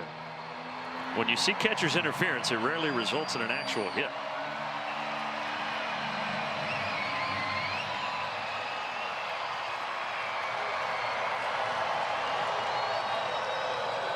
All right, Ozzie. Fouls away the cutter. Baldwin's 9 hits in this series, the most in a series in his career, regardless of length. So something to hang his hat on.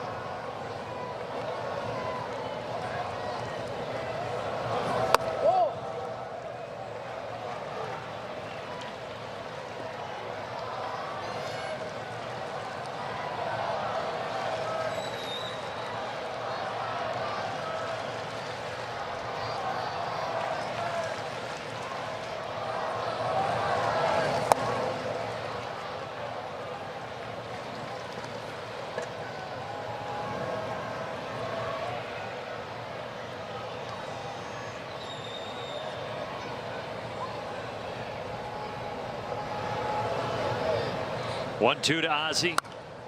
Fouled away.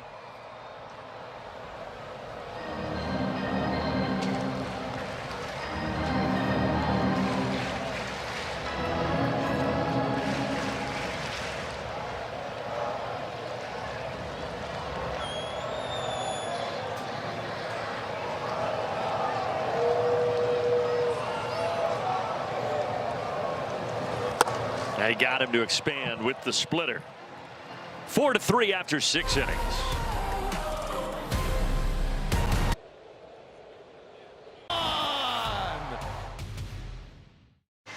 It was close, but the Freeze pulled it out at the very end. Let's go down to Wiley Ballard for Active Mike, presented by the Active Cash Card. Thanks, BG. We saw that photo finish in right field. Brewer Hicklin also out in right field after that single. And guys, something that it's a little unusual for Brewer Hicklin. He runs a baseball camp in the offseason. Now, of course, a lot of major league players do this, but for a guy who's limited major league time, he has to take on a lot of the work himself. He spends time on the road in the minors, calling sponsors, trying to get different companies to invest and get campers signed up. And it's something he's done for the last 7 or 8 years. He's had over 1,000 campers come through. And again, that's just a one-day event every offseason, but a way for him to contribute to his hometown of Huntsville, Alabama, similar to what the Atlanta Braves Community Foundation likes to do. So he's been working with them, trying to coordinate some efforts perhaps this offseason. But, you know, Frenchie, you know, there's a lot of guys at the big league level who do this. Don't see it as often in the minors. They're so focused on trying to get to the big leagues. A lot of guys don't make time for that. No, you're right, man. It's the guy that understands it and the guy that gets it. I'll tell you that. Those are the easy ones to root for, too. Yeah, that's exactly what I was going to say, Jeff. He just continues to kind of be one of those feel-good, heartwarming stories. Well, this ball carried, but it's on the track, and Harris brings it in off the bat of Young.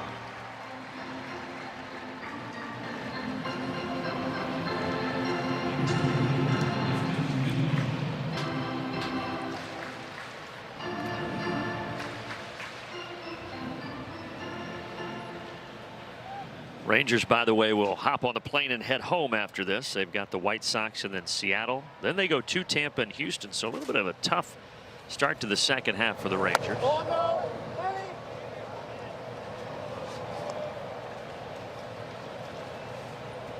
You played against Skip Schumacher, didn't you, Frenchie? I did. Yeah. I did. He was a gamer. You talk about hard-nosed for Tony La Russa for all those years. Yeah, 8 years with the Cardinals. And put up great ABs. Then briefly with the Dodgers and Reds before his playing career ended in 2015.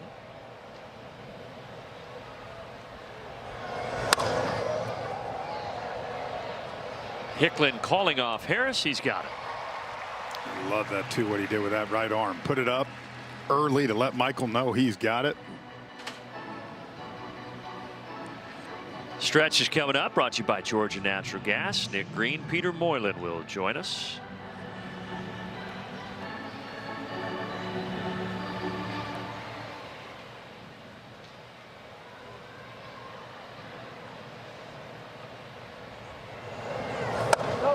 Skip Schumacher's real name is Jared, by the way, but he was playing on a T-ball team and there were a few Jareds and they needed a nickname for him, and his dad said call him Skip because he can't skip worth a lick. And it stuck, and there you go. He's Skip Schumacher, but really he's Jared.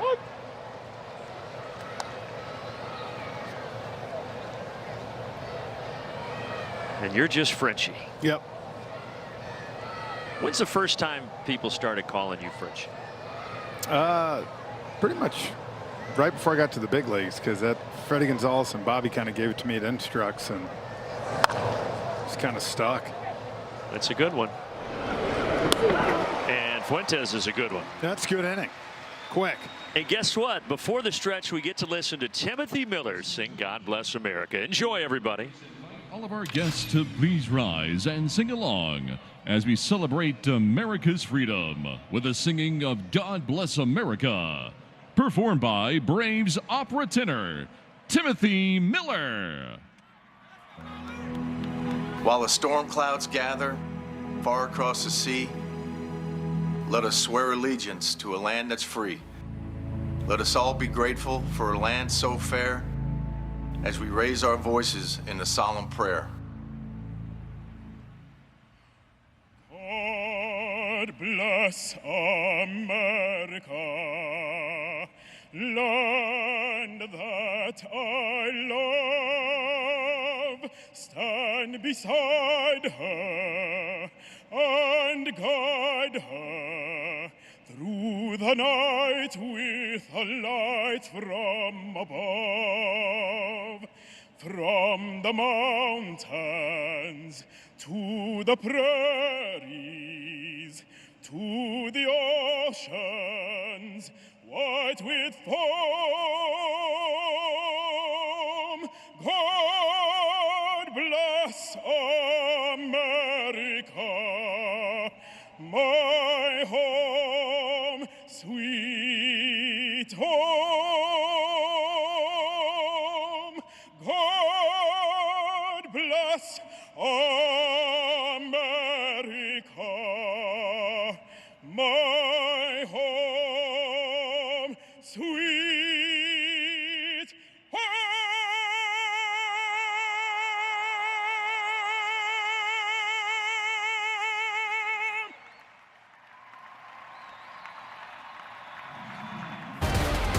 Welcome to The Stretch, fueled by Georgia Natural Gas. Service, savings, sustainability. It's that simple. Welcome to The Stretch, fueled by Georgia Natural Gas. Nick Green and Peter Moylan here with you. Peter, this Braves offense has gotten out to a really nice start in this second half. The big storyline was, can Austin Riley get going in the second half? It was a really tough time for him in the first half, but this series has been really good, and today's been even better. I don't think there's ever been a big leaguer that hasn't gone through what Austin Riley's been through this part of the season. And there sure has been some signs over the last 7 games. You go back and look at the average, go look at the OPS, and it's starting to trend when Austin normally does. You know he's a strong second half finisher for sure. But these 2 swings today, to me, proves that he's feeling something. I may have started with a home run off a position player, ironically, but he's hit some bullets over the last few days. And today, 2 more. 1 off a breaking ball, 1 off a fastball. That's the kind of signs we want to see. And I'd love to see when he starts seeing him smiling a little bit too. Yeah, we haven't seen that swing that he's had on that second home run in a long, long time, where he drives it over the center field wall. Kudos to Austin Riley. Hopefully that continues. The Braves are currently up 4-3 heading to the bottom of the 7th. We'll see if they can add on here in the bottom of the inning. Let's get you back to Braves baseball after a quick word from our friends at Georgia Natural Gas. When it comes to natural gas in Georgia, GNG leads the league. We keep it simple with great rates that save you money. We even make it easy to reduce your carbon footprint with greener life. Sign up in minutes at gng.com. It's that simple. Go to the bottom of the 7th. Mauricio Dubon turning 32 years old today. And guys, he had a chance to celebrate his birthday a little earlier over the All-Star break. You know, the Braves had that getaway day in St. Louis, the final game of the first half. Well, he had a 6 o'clock commercial flight out of St. Louis, so he booked it from the ballpark to the airport, flew down to Florida where he met his wife and son, Luciano, and they spent 3 days having a ball. They went to Epcot, Universal Studios, and Disney World. 3 for 3. That is Mauricio's favorite thing to do, is to go to those amusement parks. So, I don't know, French, you ever booked a flight that close after a game? I have. How'd it go? That sounds like hell going to those 3 places for those 3 days. That's what I know. Hey, but it works for Mauricio. I did in San Francisco one time, and funny enough, one of the visiting clubhouse guys' brother was a police officer. Did you get a little escort? And I got a little escort in his car, and he let me ride in the front seat so it didn't look like I was, you know, a criminal. And he got me to San Fran. Same kind of deal, All-Star break, and out there it's like, you know, either doing that or taking the red eye, and then you're exhausted. Yeah. And he got me there like, bam. And you made it. I did make it. Drive to center here by Matt Olson. And the wind carried that right over the head of Cauley. And it's going to be a double for the Braves first baseman. Well, like anything, Brandon, you know, you haven't played much center here in Atlanta, and all of a sudden you come here and Matt hit this ball well. See how he comes down, so it's backed up too, and this ball just kept going over his head, and you always teach right in center field. Go back first, and he kind of paused right here, and that ball just flew right over his head. A little farther is in the Chattahoochee Falls. It was close. Nice day to take a splash out there. This pitcher, Tyler Alexander, has been on a really good run. Maybe that is a start for the Braves to get some insurance here against him. See, Dubon should have gone to the beach for 3-4 days, and then when he came back up, hey, why don't you all go to Disney? I'll set you up. I'll take care of you. I'll put you in the suite. Yep.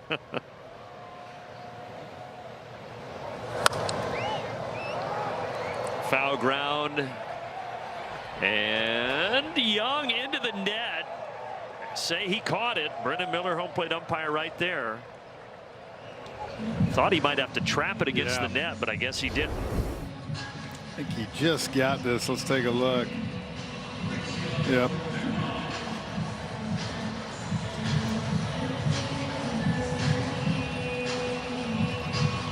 Well, Dubon today so far 0 for 3. How about a knock and a ribby for your birthday? He did that yesterday off of this pitcher, Tyler Alexander. And an RBI double against him in the 7th. Hit it hard, but it's directly at the shortstop, and now they've got Olsen in a pickle. Oh! Olsen got back! Everybody's safe!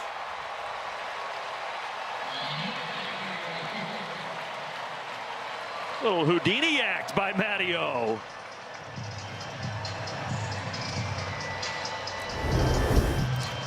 It's funny because he did everything you're supposed to do, right? You run him back right here, and I don't know why he didn't let the ball go right there. I think Nicky Lopez is thinking the same thing. Yeah, like I'm right here, throw it.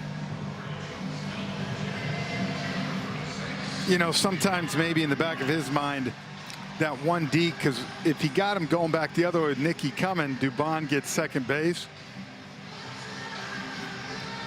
But the whole goal there too is, I know you want to keep the other runner at first, but you got to make sure you get an out in that situation. Eli White's going to pinch hit. They do have a righty ready in the pin.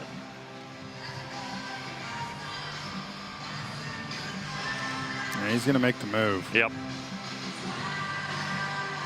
So that's going to be it for Tyler Alexander.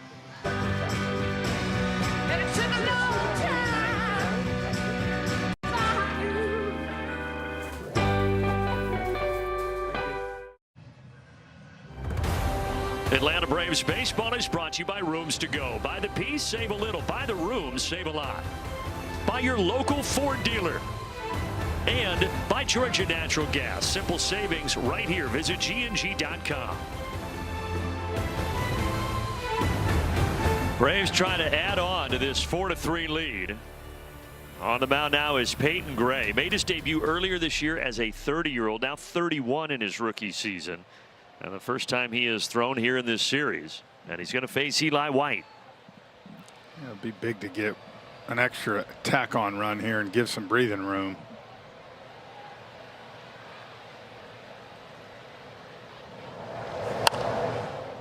White had a long home run yesterday against his former team. Deep to left. They got a cutter early from Mackenzie Gore here. This one out over the plate. And we're hammering that Hank Aaron terrace right now in this series. Riley paid a visit earlier today. High bouncer to short. I think he's safe. Ooh. Well, get another look at it. Braves had a successful challenge earlier today.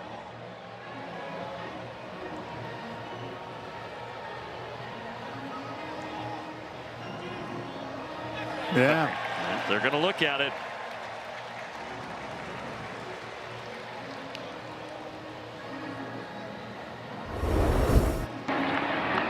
Atlanta's challenging the out call at second base. I can't tell from that angle. Boy, it sure does look like that foot got that bag.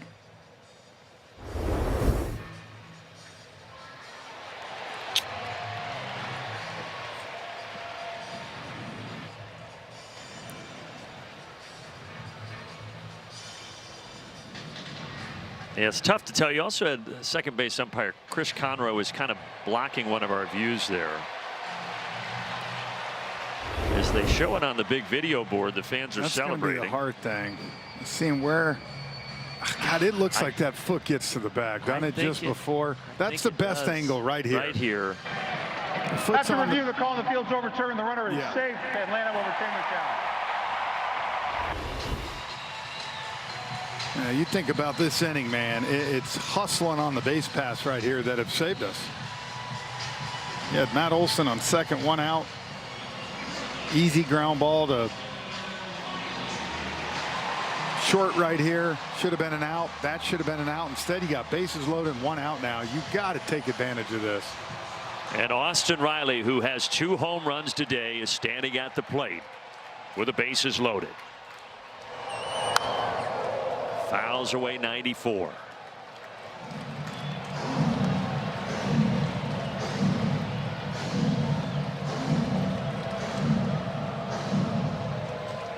Braves led it 4-0. The Rangers got 3 in the top of the 5th. We've been there ever since. It is Austin Riley's ball game, folks. This is going to score 2, and Atlanta with a 6-3 lead.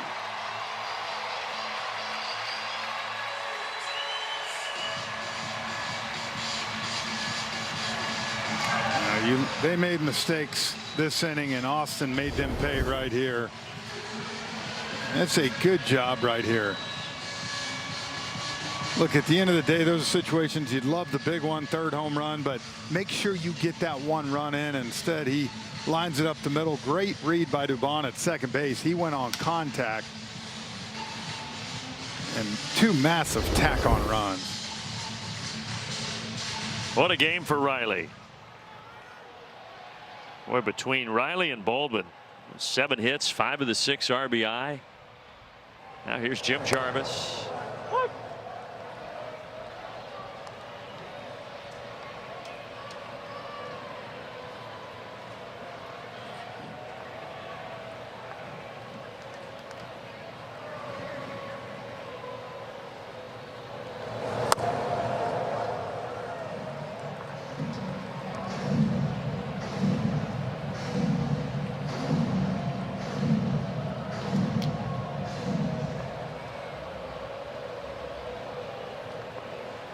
Rookie pitching to rookie here.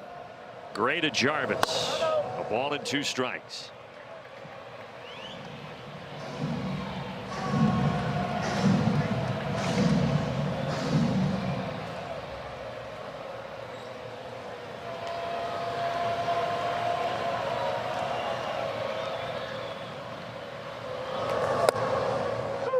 Yeah, called strike. Yeah, Jarvis knew it.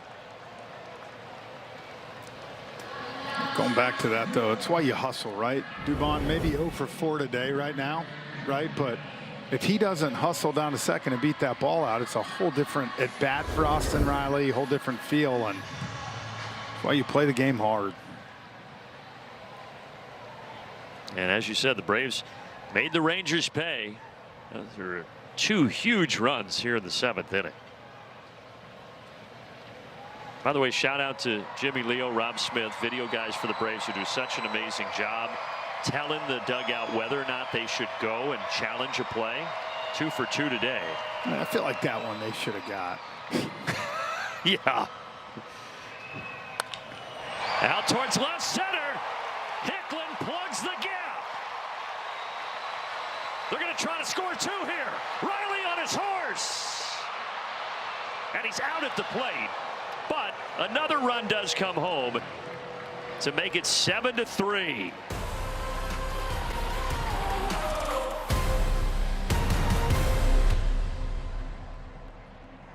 Hello, everyone. And muggles, basically normal people, to Truist Park on Wednesday, August 5th for the Harry Potter ticket package. With the purchase of the specialty ticket package, you will receive a game ticket and a Braves X Harry Potter co-branded bobblehead featuring Draco Baldwin. Visit Braves.com/Harry Potter to purchase your ticket package. Oh, Hamilton's got his Harry Potter hat on again down there. Today. Yeah, he's a Gryffindor. You're a Hufflepuff. I'm a Ravenclaw. I'm a Muggle. You're a Muggle. You're definitely a Muggle. Here. I like that bobblehead. It is a good bobblehead, I will tell you that. Dylan Lee. He's a wizard, Dylan Lee. He has been this season. He's not a Muggle. Look at this right here. See? I thought we were just showing your boiler. Yeah, well, let me straighten that out. There's Draco. It's a good one. He's been a wizard this series, I'll tell you that. He has. He is not a Muggle this series. 4 hits today for Drake. Yeah, Drake and Austin Riley, they've carried the water for Atlanta's offense. And good to see Brewer Hicklin get another RBI today. We were talking between the inning. I don't mind that send it off from Tommy Watkins trying to score Riley there. No, man, you just got some more insurance runs like that, and give credit. You know, it was a perfect relay throw.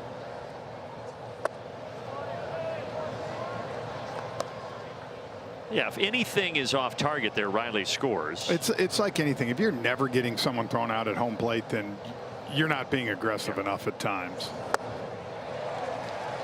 And Dylan Lee striking out Duran, took him down to a knee there.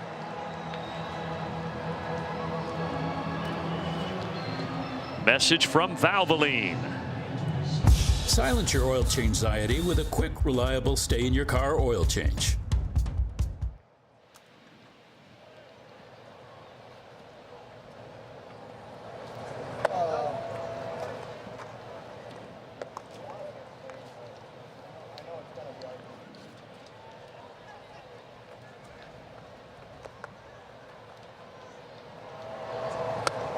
Throwing a steak on the grill tonight, Pop? I think so. Good night for it. Oh, pool action. Throw the kids around. Yep. 90 degrees today for a high. We've had the occasional cloud cover, some wind, but no precipitation. Maybe watch Jaws 3. Let the kids see that tonight. Now that you're not at the beach anymore, they know there's not going to be one in the pool. Hope not. Cawley with a walk.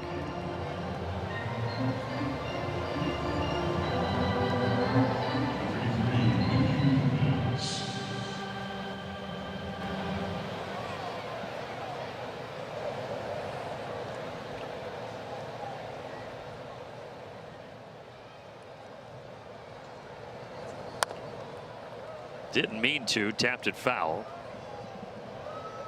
3-hit game today for Nicky Lopez, all singles.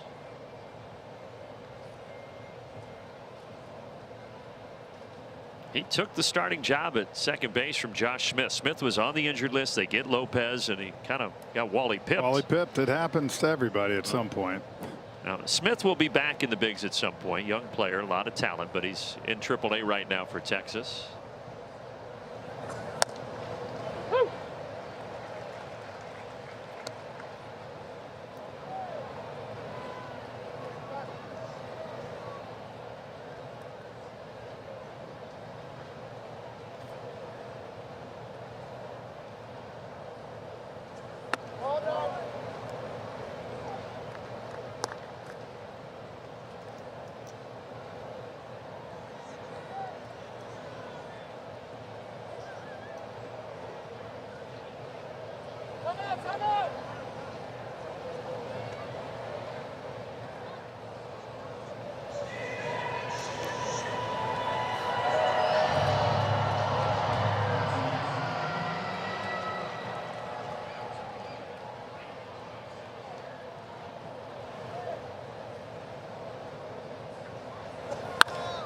Ground ball right at short.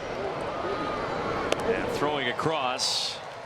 Looked like Jarvis is going to go to second to start the double play. I don't know if he forgot how many outs there were. I was leaning maybe towards that, but he definitely couldn't have gone by himself.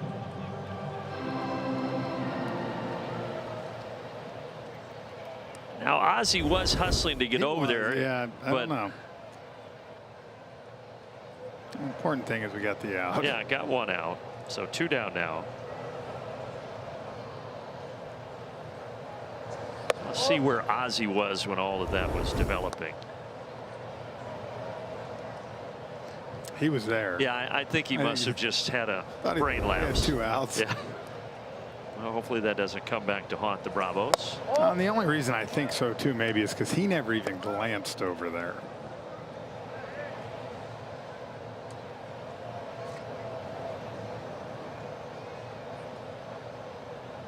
We got the bottom of the order, Higashioka. Lee falling behind 3-0.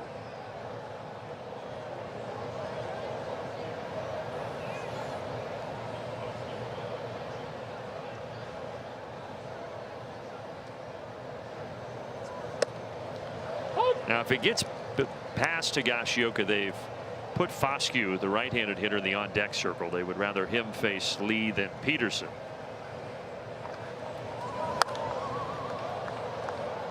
Out of play, 3-2.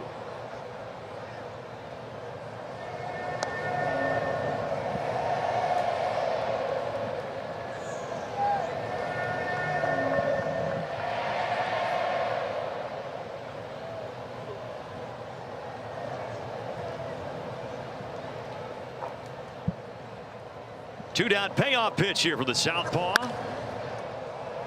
Right center. Hicklin does everything he can, but unfortunately it drops, and it's going to be an RBI double to make it 7-4.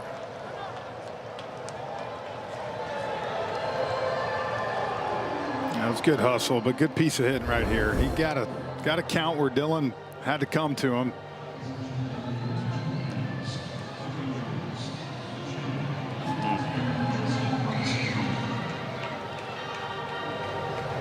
Now that's tough. Looked like they might have had the double play to end the inning, but now it continues. Rangers creep a little closer. And as we mentioned, Justin Foscue will step in and hit here for Jock Peterson.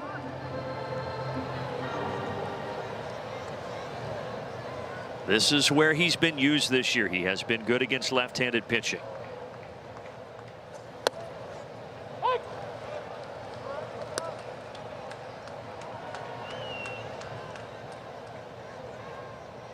Number 14 pick by the Rangers out of Mississippi State back in 2020. He's going to challenge. The pitch was called a strike. Batter's challenging. T-Mobile bringing you this ABS challenge.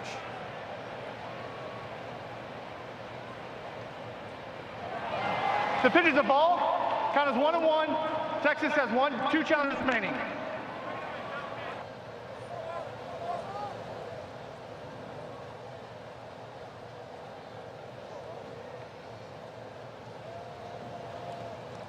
Lee shaking off a couple of signs.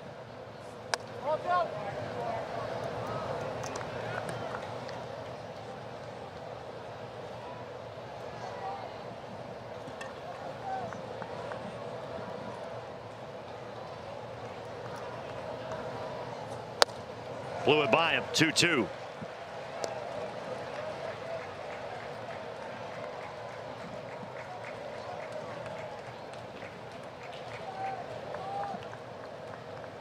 Foscue is known for his strike zone discipline. Tough to get him to go after pitches out of the zone, but Dylan Lee is so good at getting guys to chase that slider. Let's see what he comes with here.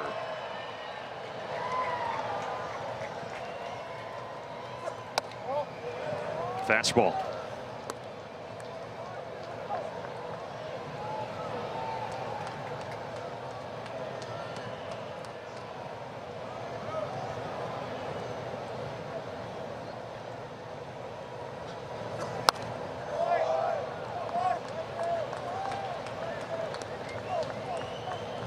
It's rare you see an at-bat where Dylan Lee has thrown now 6 pitches and he has not used that slider. He is not.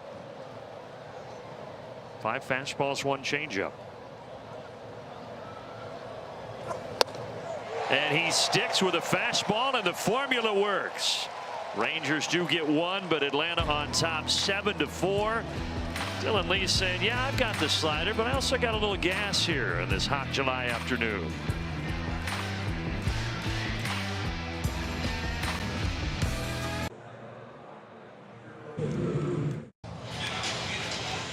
Let's take you inside the numbers, brought to you by Hyundai. How about Drake Baldwin this series, Frenchie? Yeah, that's just called hot. I mean, it is so tough to do in a 3-game series to put up this kind of numbers. Got a chance here to get his 10th at bat. No strikeouts. He's the second Braves catcher in the history of this franchise, which predates Atlanta. You're going all the way back to the early 1900s. To have 9 or more hits in a 3-game series. The only other one to do it, the man you said earlier, B-Mac. Brian McCann, 9 hits in July of 2013 in a series at Philadelphia. And now Drake Baldwin, 9 hits here in 2026 in a July series against the Texas Rangers. Must have been 3 night games. BMAC didn't hit during day games? No, just saying, like, he didn't ever really play the Saturday night wraparound Sunday day game. Yeah. Good point.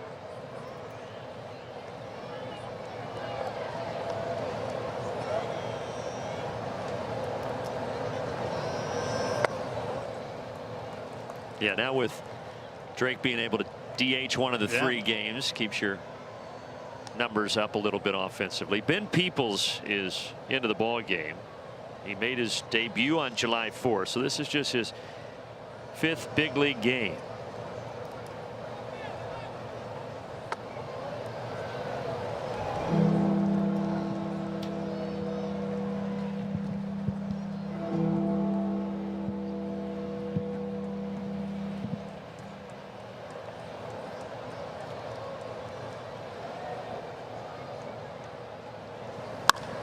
Drake Baldwin hits it high in the air, out to right center, toward the wall, and into the bullpen. Baldwin is 5 for 5 with 2 homers.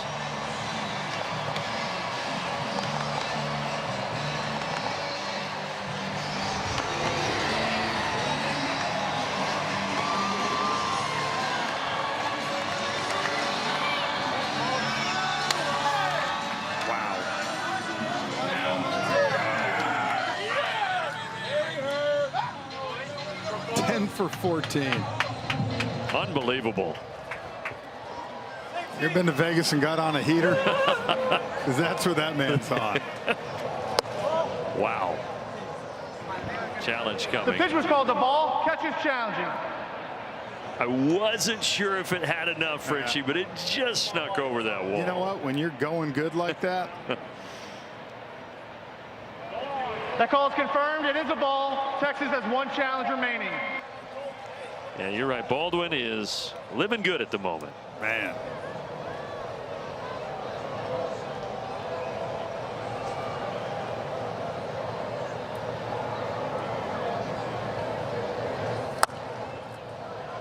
Buried in the ground by Ozzie.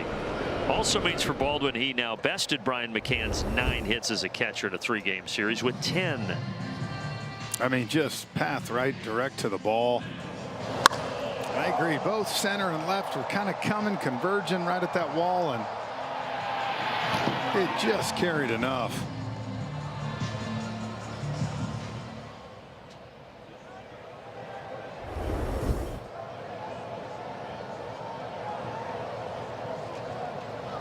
So the first 5-hit game of Drake Baldwin's career. He continues to add to his accolades in only his 2nd big league season.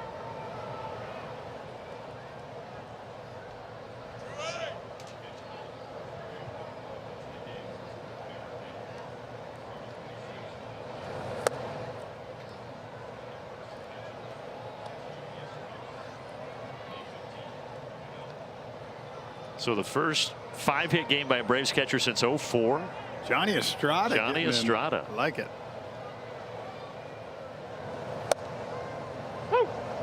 And the first 5-hit game for any Brave since Whit Merrifield did it 2 years ago.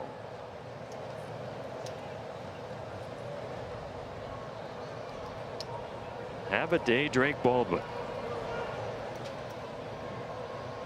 Have a series. Yeah, have a series. Weekend. Have a career so far. Yeah, that's a good point too.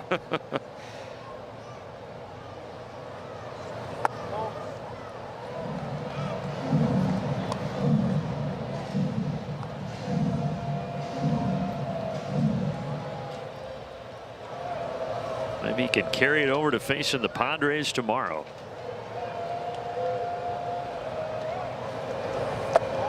Padres are in Kansas City right now. They're up 8-2 in the 7th, and they'll hop on the plane and head down here to Atlanta.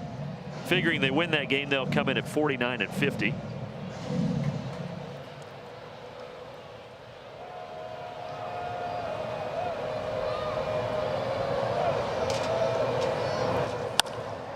And Olsen takes a 3-2 pitch and gets a single out to left center. So a double last inning for Matt Olson, and now a single in the 8th.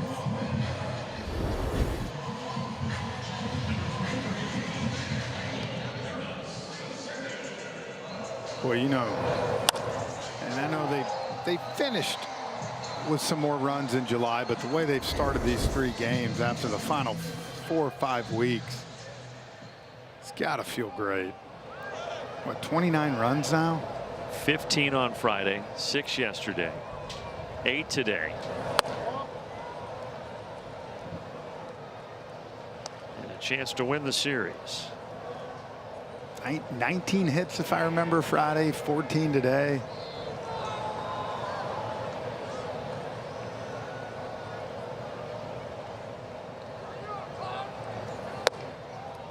Got it started against Eovaldi. Hit 3 homers off of him, and then doing some damage here against the bullpen.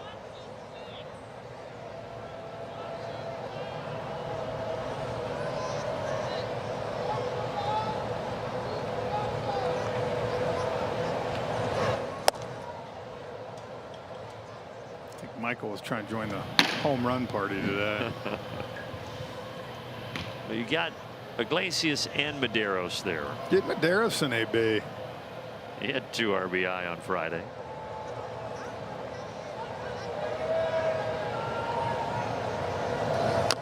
Seems like a situation, Frenchie, where if the Braves get another run or 2, you probably see Medeiros.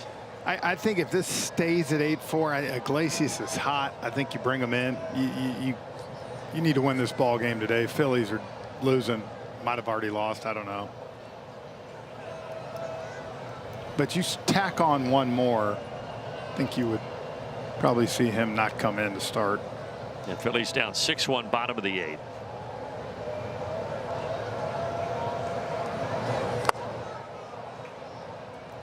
And Harris down on strikes.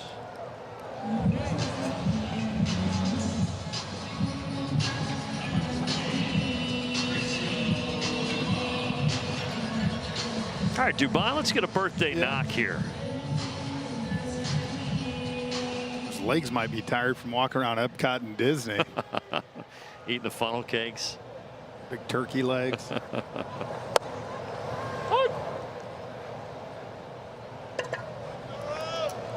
Have you taken the kids down there? Oh, gosh.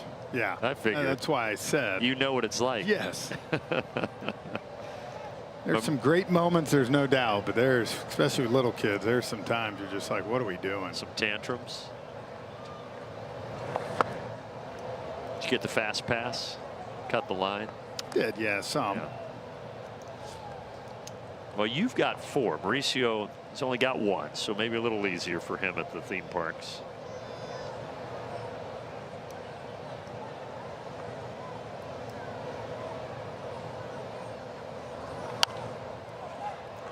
But it was hot when he went down, let's be honest. That's we've gone, most time we've gone was back in spring training or like in November. A little cooler. Yeah. Walk around that place with in July. In July, and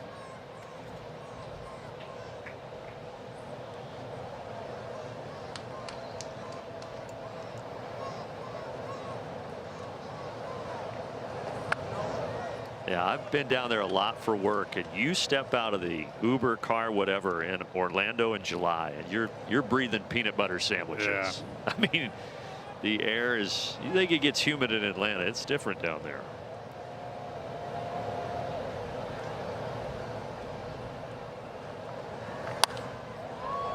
those are the times you do want to go to, like the It's a Small World After All, and get a little air. Peter Pan's little ship. The Harry Potter attraction. Tell them, of course, that's Universal. Which I think, did they go to Universal? He said. I think he hit. I think he hit every park down there. Can hit the Wizards and Muggles. Boy, he is battling. He wants to knock, man. He does. It's his birthday. He does. Come on.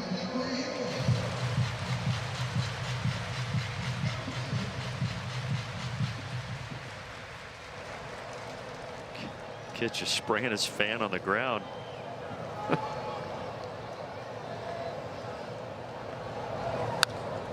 Another foul ball.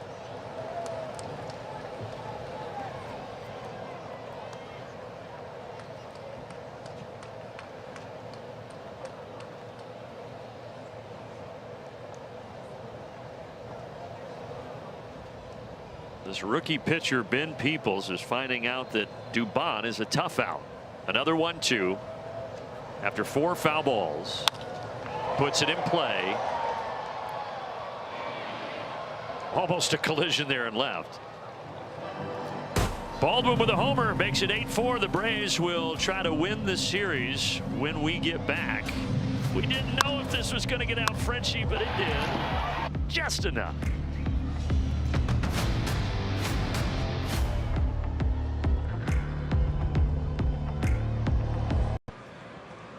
CarShield defensive play of the game is looking ahead at the pitching matchups for the Padres series. And again, that TBA on Wednesday very well could be Martin Perez if he continues to rehab well from that injury. Yeah, again, you swing the bats, I don't care. You swing the bats like this, you'll have a chance to win every one of those ball games. I think, like we thought, Raisel Iglesias on for the save here, or not save, but 3 outs in the series win. Yeah, you had him hot.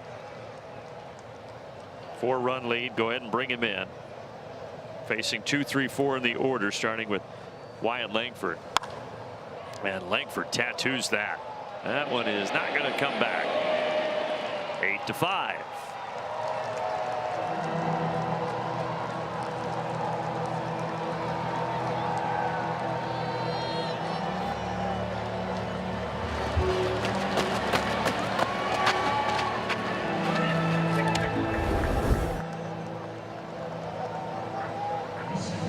It's all location.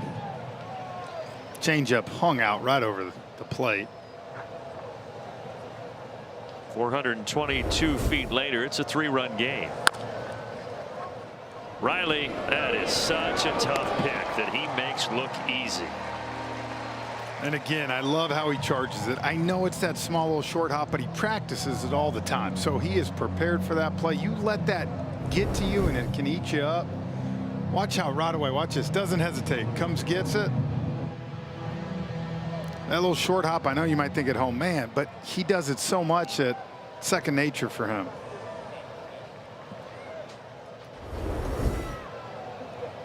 So the first out in the top of the 9th.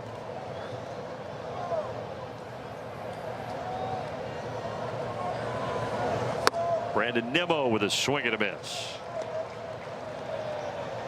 Braves hang on here. They'll get to 57-41. Right now 28 wins at home and 28 wins on the road for Atlanta. But on the doorstep of win number 29 here this year at Truist Park.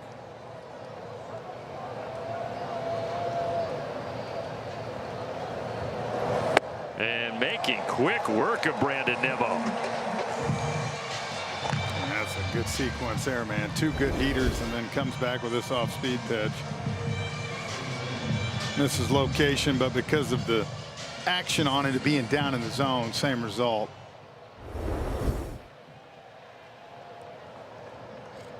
Final hope for the Texas Rangers is Jake Berger.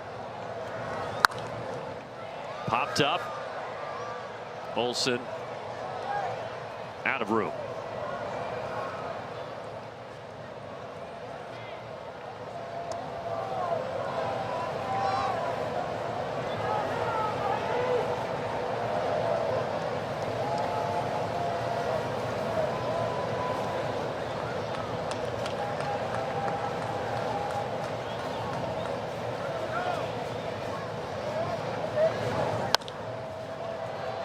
High fly ball. This should do it. Braves win. The birthday boy squeezes it.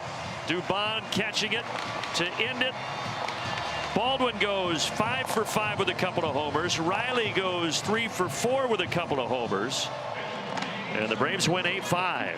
Well, I'll tell you, we talked coming in the second half. You know, the Phillies, everybody's talking about them being on our heels doing this. You're seeing the offense come alive. We saw Acuna getting close to coming back. Maybe A.J. Smith-Shawver. I'm telling you, there's some good things coming here to the second half. This team looks rested, inspired again, and what a day for Drake Baldwin and Austin Riley for that matter. Let's not forget his 2 home run game. They carried the offense to an 8-5 win. We'll be back to Truist Park in just a moment.